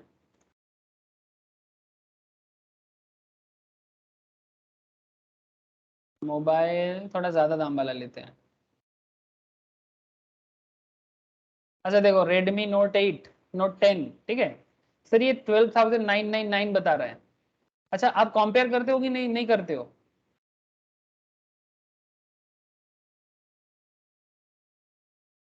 आप कंपेयर करते हो ना, जब भी आप लैपटॉप या मोबाइल परचेस करते हो, कंपेयर तो जरूर करते होंगे। जैसे हाँ यहाँ पर सर। देखो है ना, जैसे एक लैपटॉप कंपेयर कर रहा था मैं कभी, तो यहाँ पर दिख रहा है, just look at here, similar specifications का जितना सारा लैपटॉप है तो ऑलमोस्ट उसको यहाँ पर लगाया था, और आप यहाँ पर देख सकते हो सिमिलर स्पेसिफिकेशन है ऑलमोस्ट, ठीक है। चलो अच्छा है कि मेरा काम जो था वो आपको समझ में आ जाएगा। तो जिसके लिए प्राइस इंपॉर्टेंट होता है, अब यहाँ पर टेस्ट को मत लाना। जैसे ये लेनोवो का लैपटॉप है, ये भी दोनों ही लेनोवो का है, ठीक है, एग्जाम्पल के तौर पे बता रहा हूँ। अगर आपके लिए प्राइस इंपॉर्टेंट है तो ये 71 पे बिक रहा है, ये 72 पे, ये 74 पे, ये 78 पे, ठीक है। तो अगर आपको पता चलता है कि भाई ये सेम चीज पे अगर आपको 71 पे मिलेगा तो फिर आप 78 पे क्यों जाओगे? तो जिसका दाम कम होगा उसके तरफ आपका डिमांड शिफ्ट हो जाएगा। ये कॉन्सेप्ट चलता है कि नहीं चलता मार्केट में, बोलो। अब कोई बोलेगा नहीं सर मुझे तो लेना ही था ये वाला इसलिए मैंने लिया, वो अलग बात, दैट्स अ डिफरेंट, वो टेस्ट प्रेफरेंस का बात हो जाएगा। लेकिन यहाँ पर मैं आपको टेस्ट प्रेफरेंस को थोड़ा साइड में रखने बोलूंगा। अगर आपके लिए प्राइस इंपॉर्टेंट है, फीचर्स अगर सब में सेम मिलता है, तो फिर जिसका दाम कम होगा अब उसमें जाने का चांसेस ज्यादा हो जाएगा, ये sir no? Yes sir. Yes ना, ठीक है। तब आपके लिए ये रियलमी हो, पोको हो, इन्फिनिक्स हो, सैमसंग हो, मी हो, एप्पल हो, ठीक है, आप देखोगे भाई मेरे को ये फीचर्स चाहिए, सेम फीचर्स में मुझे सस्ता कौन मिल रहा है, तो आप ऑटोमेटिकली, जैसे मानो कि आपके सामने ऑप्शन है कि इसका दाम 15,000 है, 15,000 में रियलमी 8 जिस दाम पे बिक रहा है, सेम फोन आप पोको में देखो तो आपको, या रेडमी में देखो, आप 12,000 में, 13,000 में मिल जाएगा।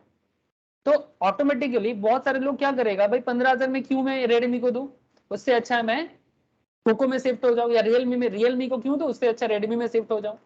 तो अब देखो क्वालिटी को यहाँ पर बीच में मत लाना सर, रियलमी ज्यादा अच्छा होता है, रेडमी उतना अच्छा नहीं होता, अपना अपना पसंद है, बट मैं यहाँ पर फीचर्स का बात कर, मार्केट क्या करता है, सब्स्टिट्यूशन इफेक्ट इसी तरह से होता है, सेम चीज जिसका दाम 15,000 है, दोनों प्रोडक्ट, इधर रेडमी भी 15,000, उधर रियलमी भी 15, सॉरी रियलमी भी सेम प्रोडक्ट दे रहा है बट 15,000 में दे रहा है, रियलमी जिसको 15 में बेच रहा है, रेडमी उसको 13 में बेच रहा है।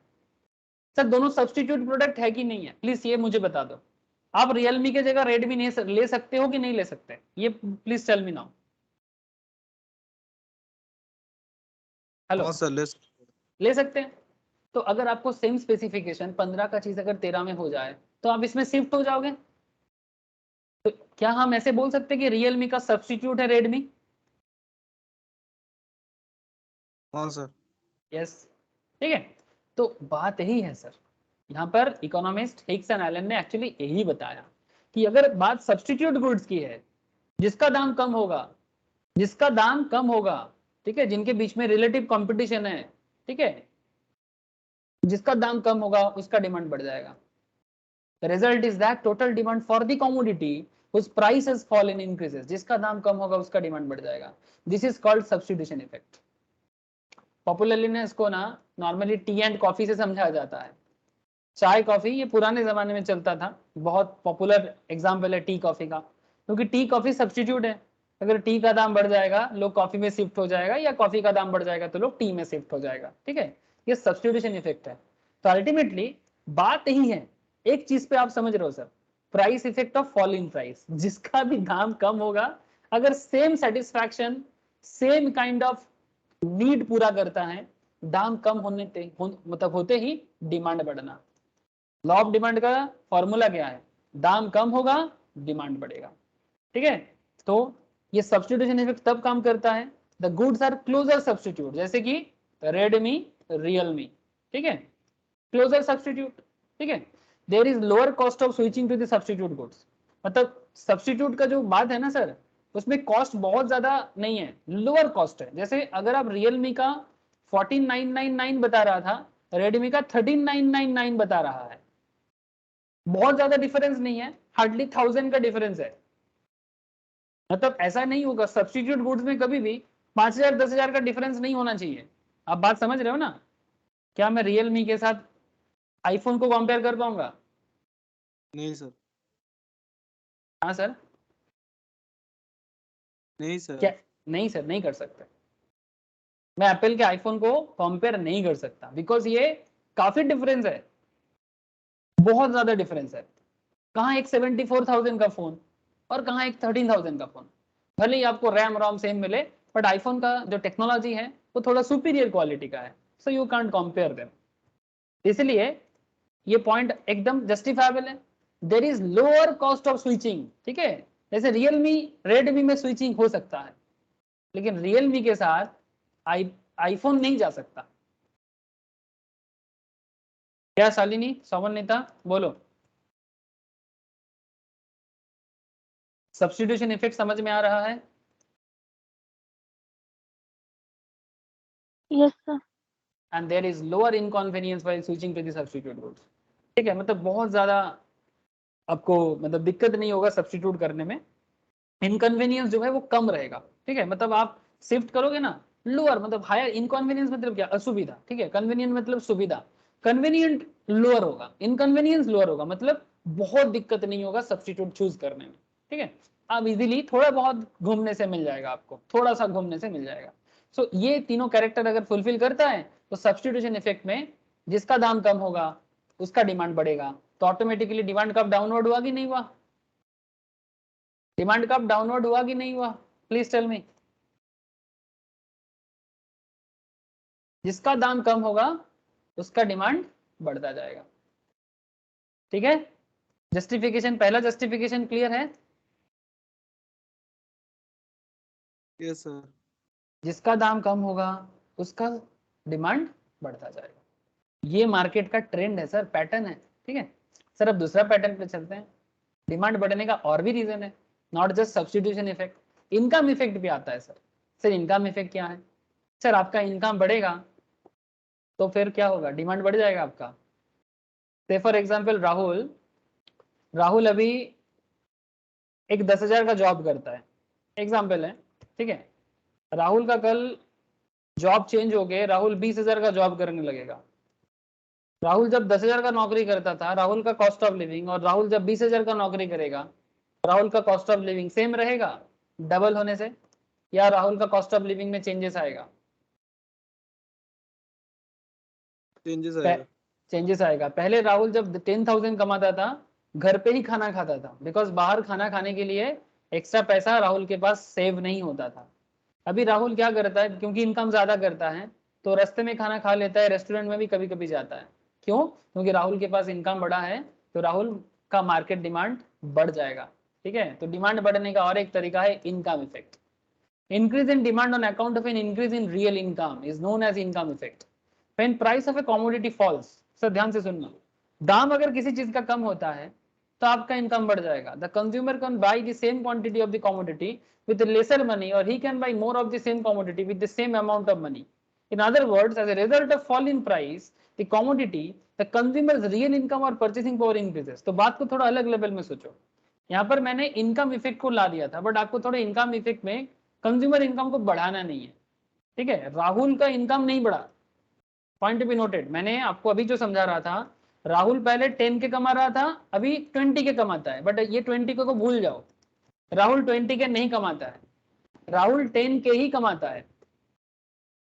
इसका मतलब सिर्फ 10 के कमा के राहुल का इनकम बढ़ सकता है क्या? सर बढ़ सकता है, अगर मार्केट में प्रोडक्ट का दाम कम हो जाए तो। मतलब पहले क्या होता था, से for example potato 100 rupees kilo था, अभी पोटैटो 50 केजी हो जाएगा पर केजी। ऑनियन 80 रुपीज चल रहा था, 20 केजी हो गया। ठीक है, राइस का भी दाम कम हुआ, हर चीज का दाम अगर कम होगा तो ऑटोमेटिकली राहुल सेव कर पाएगा पहले से ज्यादा। तो जैसे ही उसका पहले से सेविंग बढ़ेगा तो उसका रियल इनकम बढ़ेगा, और रियल इनकम बढ़ने से प्रोडक्ट का डिमांड बढ़ता है। जैसे पहले जब, से फॉर एग्जांपल मैं आलू से एग्जांपल लिया, नेसेसिटी है ना, आलू का दाम 100 टका केजी रहेगा तो आप कम परचेस करोगे, आप 1 केजी लेने के लिए 10 बार सोचोगे। लेकिन आलू का दाम कल अगर 30 टका केजी हो जाए तो आप मार्केट में जाके क्या बोलोगे, भाई 30 टका केजी, ठीक है भाई 3 केजी दे दो। ये सर नो, आप ऐसा बोलोगे कि नहीं बोलोगे? Yes sir. तो देखो यहाँ पर रियल इनकम कैसे बढ़ जाता है। रियल इनकम कैसे बढ़ा? आपका इनकम 10,000 से 20,000 नहीं हुआ सर, वो भी डिमांड बढ़ाने का एक तरीका है, बट यहाँ पर इनकम इफेक्ट जो है ना प्राइस के कारण हो रहा है। अगर प्रोडक्ट प्राइस कम होगा तो ऑटोमेटिकली इंसान का इनकम बढ़ेगा और सेविंग बढ़ेगा, तो पहले से प्रोडक्ट का डिमांड ज्यादा हो जाएगा। जो चीज पहले 100 केजी होता था पर केजी, वही चीज अगर 30 टका पर केजी हो जाए, आप पहले से ज्यादा डिमांड करोगे। तो अगेन दाम कम होने से डिमांड बढ़ता है, that is called income effect.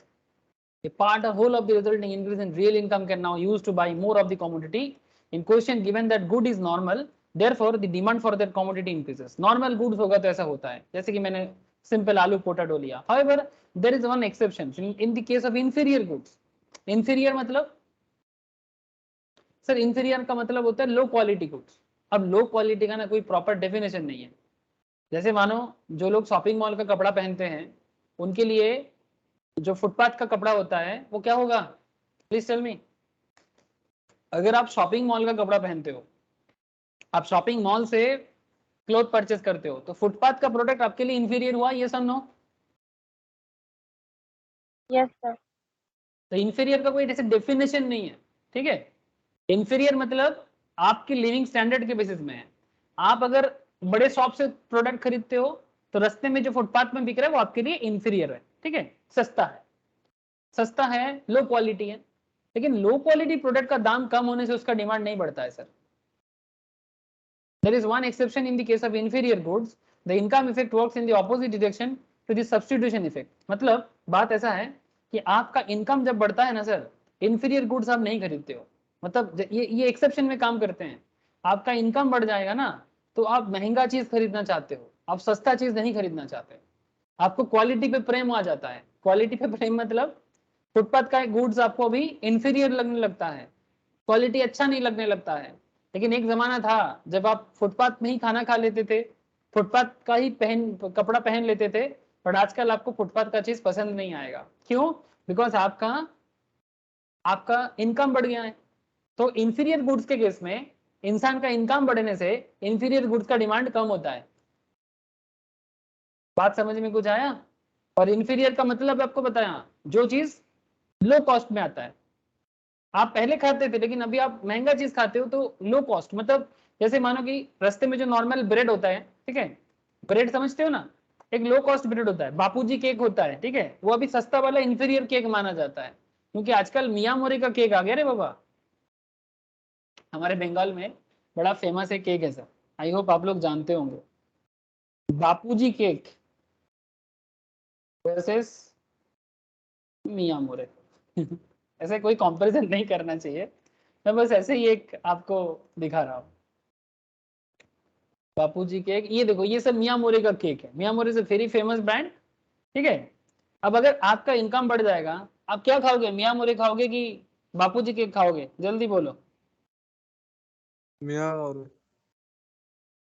Bapuji cake तब आपके लिए क्या हो जाएगा? इंफीरियर। ठीक है, लेकिन एक जमाना होता था सर, ठीक है, मेरा बहुत ही फेवरेट है, जानते हो ना, ठीक है, बापूजी केक बड़ा फेवरेट है। बापूजी केक ये खा के मेरा मतलब क्या बोलो सर, स्टूडेंट लाइफ यही खा के बीता है, जब मैं क्रिकेट खेलता था एक्चुअली, ठीक है। बचपन में मेरा भी फेवरेट था। आज भी फेवरेट है, आज भी मुझे मौका मिलता है ना तो खाता हूँ, लेकिन कभी कभी थोड़ा सा वो आजकल सर जैसे होता है ना इंसान थोड़ा सा बड़ा हो जाता है ना, तो ये सब चीजें पचता नहीं है, ठीक है। लेकिन एक टाइम पे ये इतना फेवरेट हुआ करता था, जब मैं डिस्ट्रिक्ट के लिए खेलता था, ठीक है, क्रिकेट को प्रेजेंट करता था सर, मैं डिस्ट्रिक्ट लेवल में वेस्ट मिदनापुर से 2 बार चैंपियन रहा, ठीक है, सीएबी के लिए भी खेला। तो उन दिनों में देखा था कि यही बापूजी के एक पेट भरा देता था। जब स्टूडेंट बना, ठीक है, सीए का जब जर्नी चला, ठीक है, कॉलेज का एमबीए बीबीए का जर्नी चला, तो उस टाइम पे बापूजी के क्या जमाना था सर, क्या दिन था, ठीक है। लेकिन आज सर बापूजी के कभी कभी खरीदता हूँ, जब भी मेरा मन करता है, भाई पुराना दिन याद आ जाता है, मैं बापूजी के मेरे लिए एक, मैम के लिए एक, ठीक है, लाता हूँ।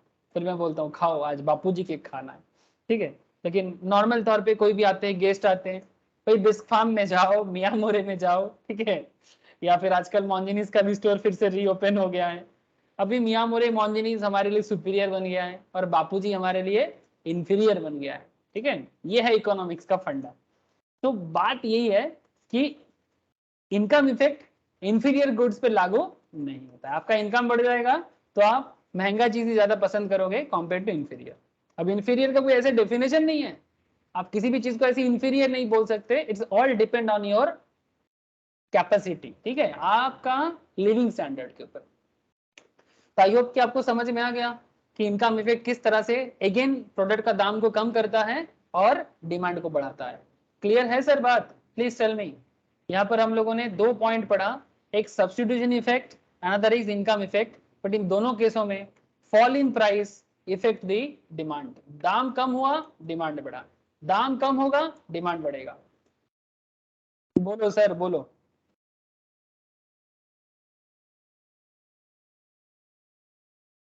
फिर आता है utility maximising behaviour of consumers. Sir ये भी एक तरीका होता है डिमांड इंक्रीज होने का, यूटिलिटी मैक्सिमाइजिंग बिहेवियर। सर ये क्या होता है?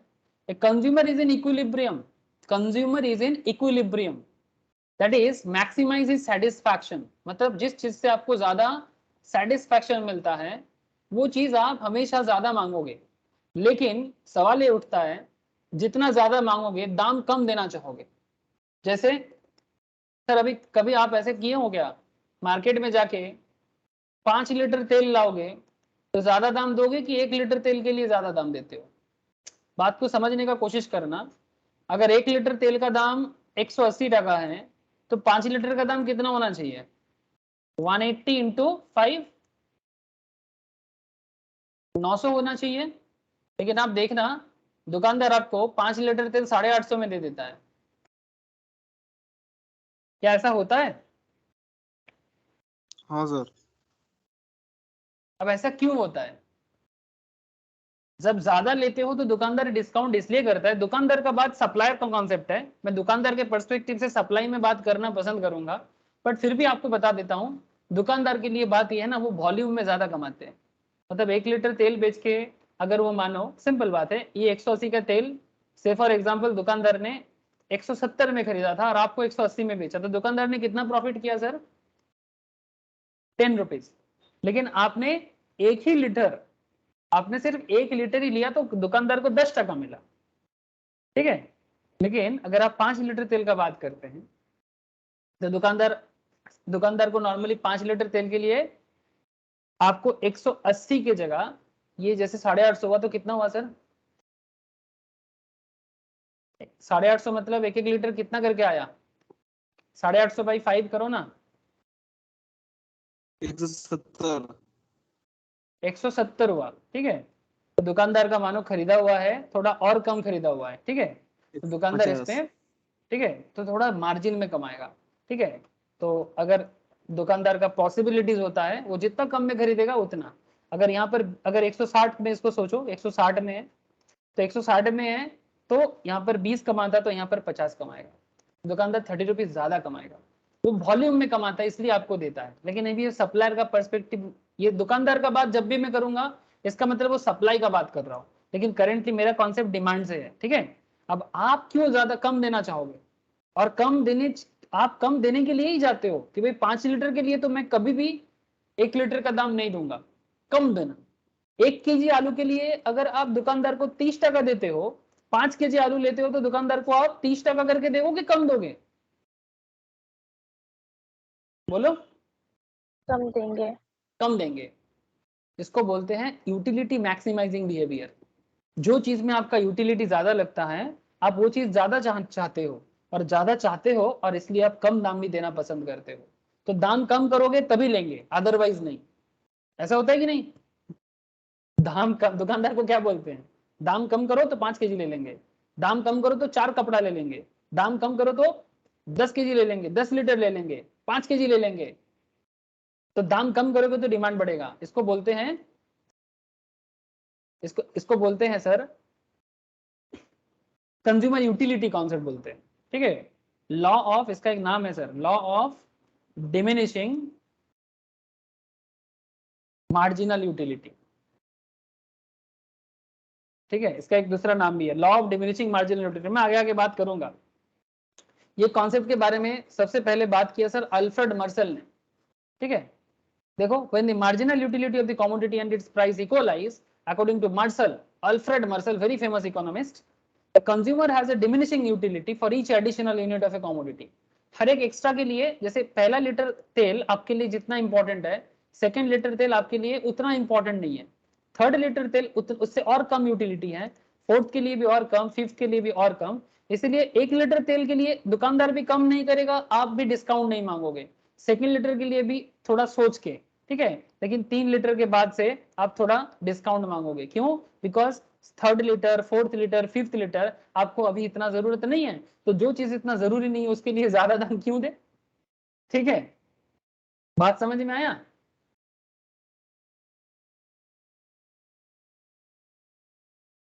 अरे बात समझ में आया? जो अभी इतना जरूरी नहीं है उसके लिए मैं ज्यादा क्यों दूं, कम देने के लिए बोलूंगा। और दुकानदार के लिए क्या है, वो वॉल्यूम में सेल करता है, ज्यादा सेल होगा तो 1 लीटर से 5 लीटर सेल करके अगर 5 टका भी ज्यादा आते तो दुकानदार को क्या प्रॉब्लम है ना। 5 लीटर का सेल किया 15 टका आया, 1 लीटर करता तो 5 टका आता, या 1 लीटर सेल करके अगर 10 टका आता तो 5 लीटर करके अगर 30 टका आता है तो दुकानदार के लिए अच्छा है, 30 टका तो आया। तो एक रैशनल कंज्यूमर, जो लॉजिकल कंज्यूमर या कस्टमर होते हैं, विल नॉट पे मोर फॉर लेसर सेटिस्फैक्शन। जिसका सेटिस्फैक्शन कम होगा उसके लिए वो कभी भी ज्यादा नहीं देगा। is induced to buy additional units only when the price are lower. The operation of diminishing marginal utility and the act of consumer to equalize the utility of the commodity with its price result in a downward slope demand curve. इसके कारण भी demand curve downward होते हैं। क्यों? Because दाम कम होगा, दाम कम होता जाएगा, डिमांड बढ़ता जाएगा, दाम कम होता जाएगा, डिमांड बढ़ता जाएगा, और ऑटोमेटिकली डिमांड का डाउनवर्ड बन जाएगा।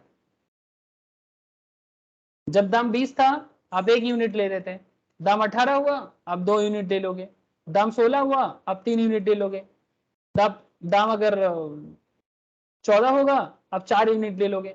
जैसे जैसे दाम कम होता जाएगा आपका भी यूनिट यूटिलिटी बढ़ता जाएगा।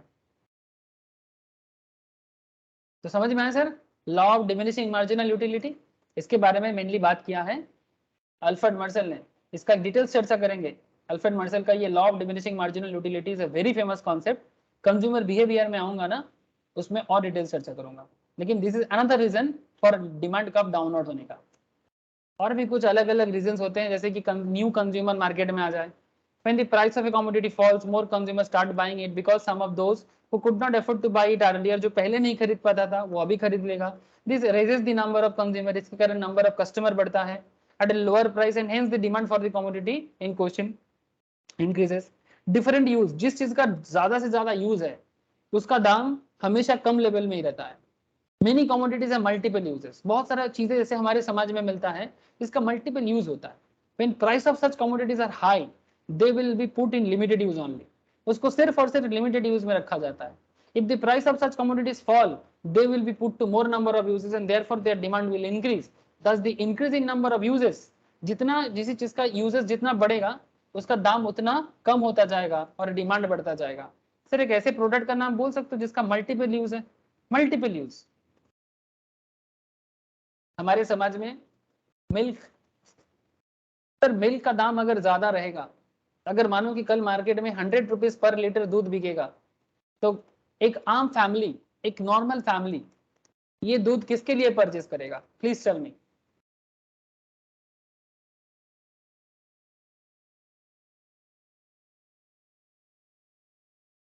जल्दी जल्दी बोलो।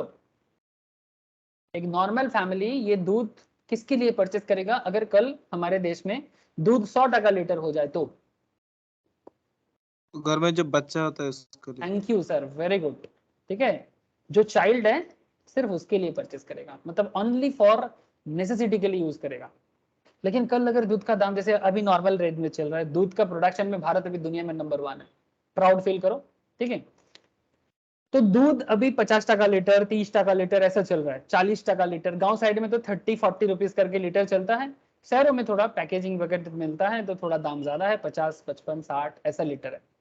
अभी बात ऐसा है कि जब 30 रुपीज लीटर रहेगा दूध, तो इसी दूध से आप कार्ड बनाना, दही बनाना, मिठाई बनाना, स्वीट बनाना, चीज बनाना, हाँ चीज के लिए यूज करना, आप घी के लिए यूज करना, दूध से क्या नहीं बनता सर? हाँ क्या नहीं बनता? सो जैसे ही दाम कम होगा मल्टीपल यूज हो जाएगा, मल्टीपल प्रोडक्ट बनेगा, दाम कम होगा, डिमांड बढ़ेगा।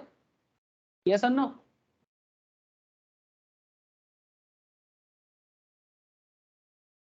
बोलो सर बोलो, समझ में आया? यस और नो?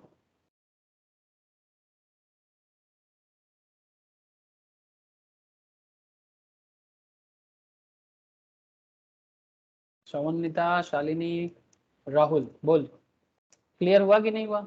हर केस में एक ही मुद्दा था, दाम कम होगा, दाम कम होगा डिमांड बढ़ेगा, दाम कम होगा डिमांड बढ़ेगा। 30 में नो डिमांड, 20 में 2 क्वांटिटी, 10 में 3 क्वांटिटी, डिमांड बढ़ेगा और इसको डाउनवर्ड स्लोप कर, ये क्या हो जाएगा? डाउनवर्ड स्लोप हो जाएगा। तो डिमांड का क्यों डाउनवर्ड स्लोप होते हैं? अगर कभी आपको कोई पूछते हैं, एग्जाम में भी पूछते हैं, अलग अलग रीजंस भी पूछते हैं, तो इसका जवाब आपके पास रेडी है? ये सर नो है ना? और बहुत ही फेमस क्वेश्चन है सर, डिमांड कब डाउनवर्ड क्यों होते हैं? आपको केस स्टडीज क्वेश्चन करके अलग अलग ऑप्शन चूज करने का बोलेगा, आपको पता होगा तो आप ऑप्शन चूज कर लीजिएगा, सीएस हो, सीए हो या सीएमए। ठीक है, हर जगह में multiple choice question, short question होते हैं। ठीक है, तो आप आराम से नॉलेज रहेगा तो जवाब दे सकते हो। डोंट वरी, क्वेश्चन का डिस्कशन करेंगे, इवन इस नोट्स के नीचे भी क्वेश्चन गिवन रहता है आपको, मैं वो सब भी क्लास में डिस्कस करूंगा आगे आगे। नेक्स्ट क्लास में मैं आपको एक्सेप्शंस के बारे में बात करूंगा सर, बहुत ही वाइटल डिस्कशंस रहेगा अभी। Exceptions to the law of demand, exceptions to the law of demand जो है सर, इसमें डिमांड कब अपवर्ड हो जाते हैं, इसमें कॉन्स्पिशियस गुड्स है, गिफन गुड्स है, ठीक है, कॉन्स्पिशियस गुड्स किसको बोलते हैं, गिफन गुड्स किसको बोलते हैं, conspicuous necessity, future expectation about price, ठीक है। डिफरेंट रीजंस में डिमांड कर्व अपवर्ड होते हैं। फिर मैं बताऊंगा डिमांड कर्व का शिफ्टिंग, ठीक है, increase in demand curve, decrease in demand curve, बड़ा इंटरेस्टिंग केस है, ठीक है। तो नेक्स्ट वीक उसके बाद इलास्टिसिटी बताऊंगा और फिर कंज्यूमर बिहेवियर एंड इक्विलिब्रियम में बात होगा। अभी चलेगा डिमांड के बारे में बातचीत। अच्छा, नेक्स्ट वीक ना मैं लाइव क्लास नहीं ले पाऊंगा सर, एक्चुअली कोई भी क्लास नेक्स्ट वीक में लाइव नहीं हो पाएगा, तो मैं आप लोगों को रिकॉर्डेड लेक्चर शेयर करके जाऊंगा, ठीक है। एक्चुअली मैं कुछ कारण से थोड़ा मेडिकल पर्पस में घर पे किसी को लेके जाना है, पेरेंट्स वगैरह को, तो मुझे थोड़ा आउट ऑफ स्टेट रहना है, तो मैं आप लोगों को रिकॉर्डेड क्लास शेयर करूंगा और आप लोग प्लीज़ उसको कंटिन्यू कीजिएगा जो भी टॉपिक चल रहा है। स्पेशली सौमन तो शालिनी को मैं 2-3 क्लास एक्स्ट्रा शेयर कर दूंगा, सामने एग्जाम है। राहुल अभी जैसा जितना मैं बोल रहा हूँ नेक्स्ट वीक कोई एक क्लास शेयर करूंगा और जो पुराना तेरा मिस है उसको करना, ठीक है, तो ऐड पर हो जाएगा। ठीक है सर, आज इतना ही है, कोई क्वेश्चन है तो करो, अदरवाइज इतना ही। अच्छा राहुल थोड़ा वेट कर जाना। Bye sir. Okay Shalini, okay Souman, bye.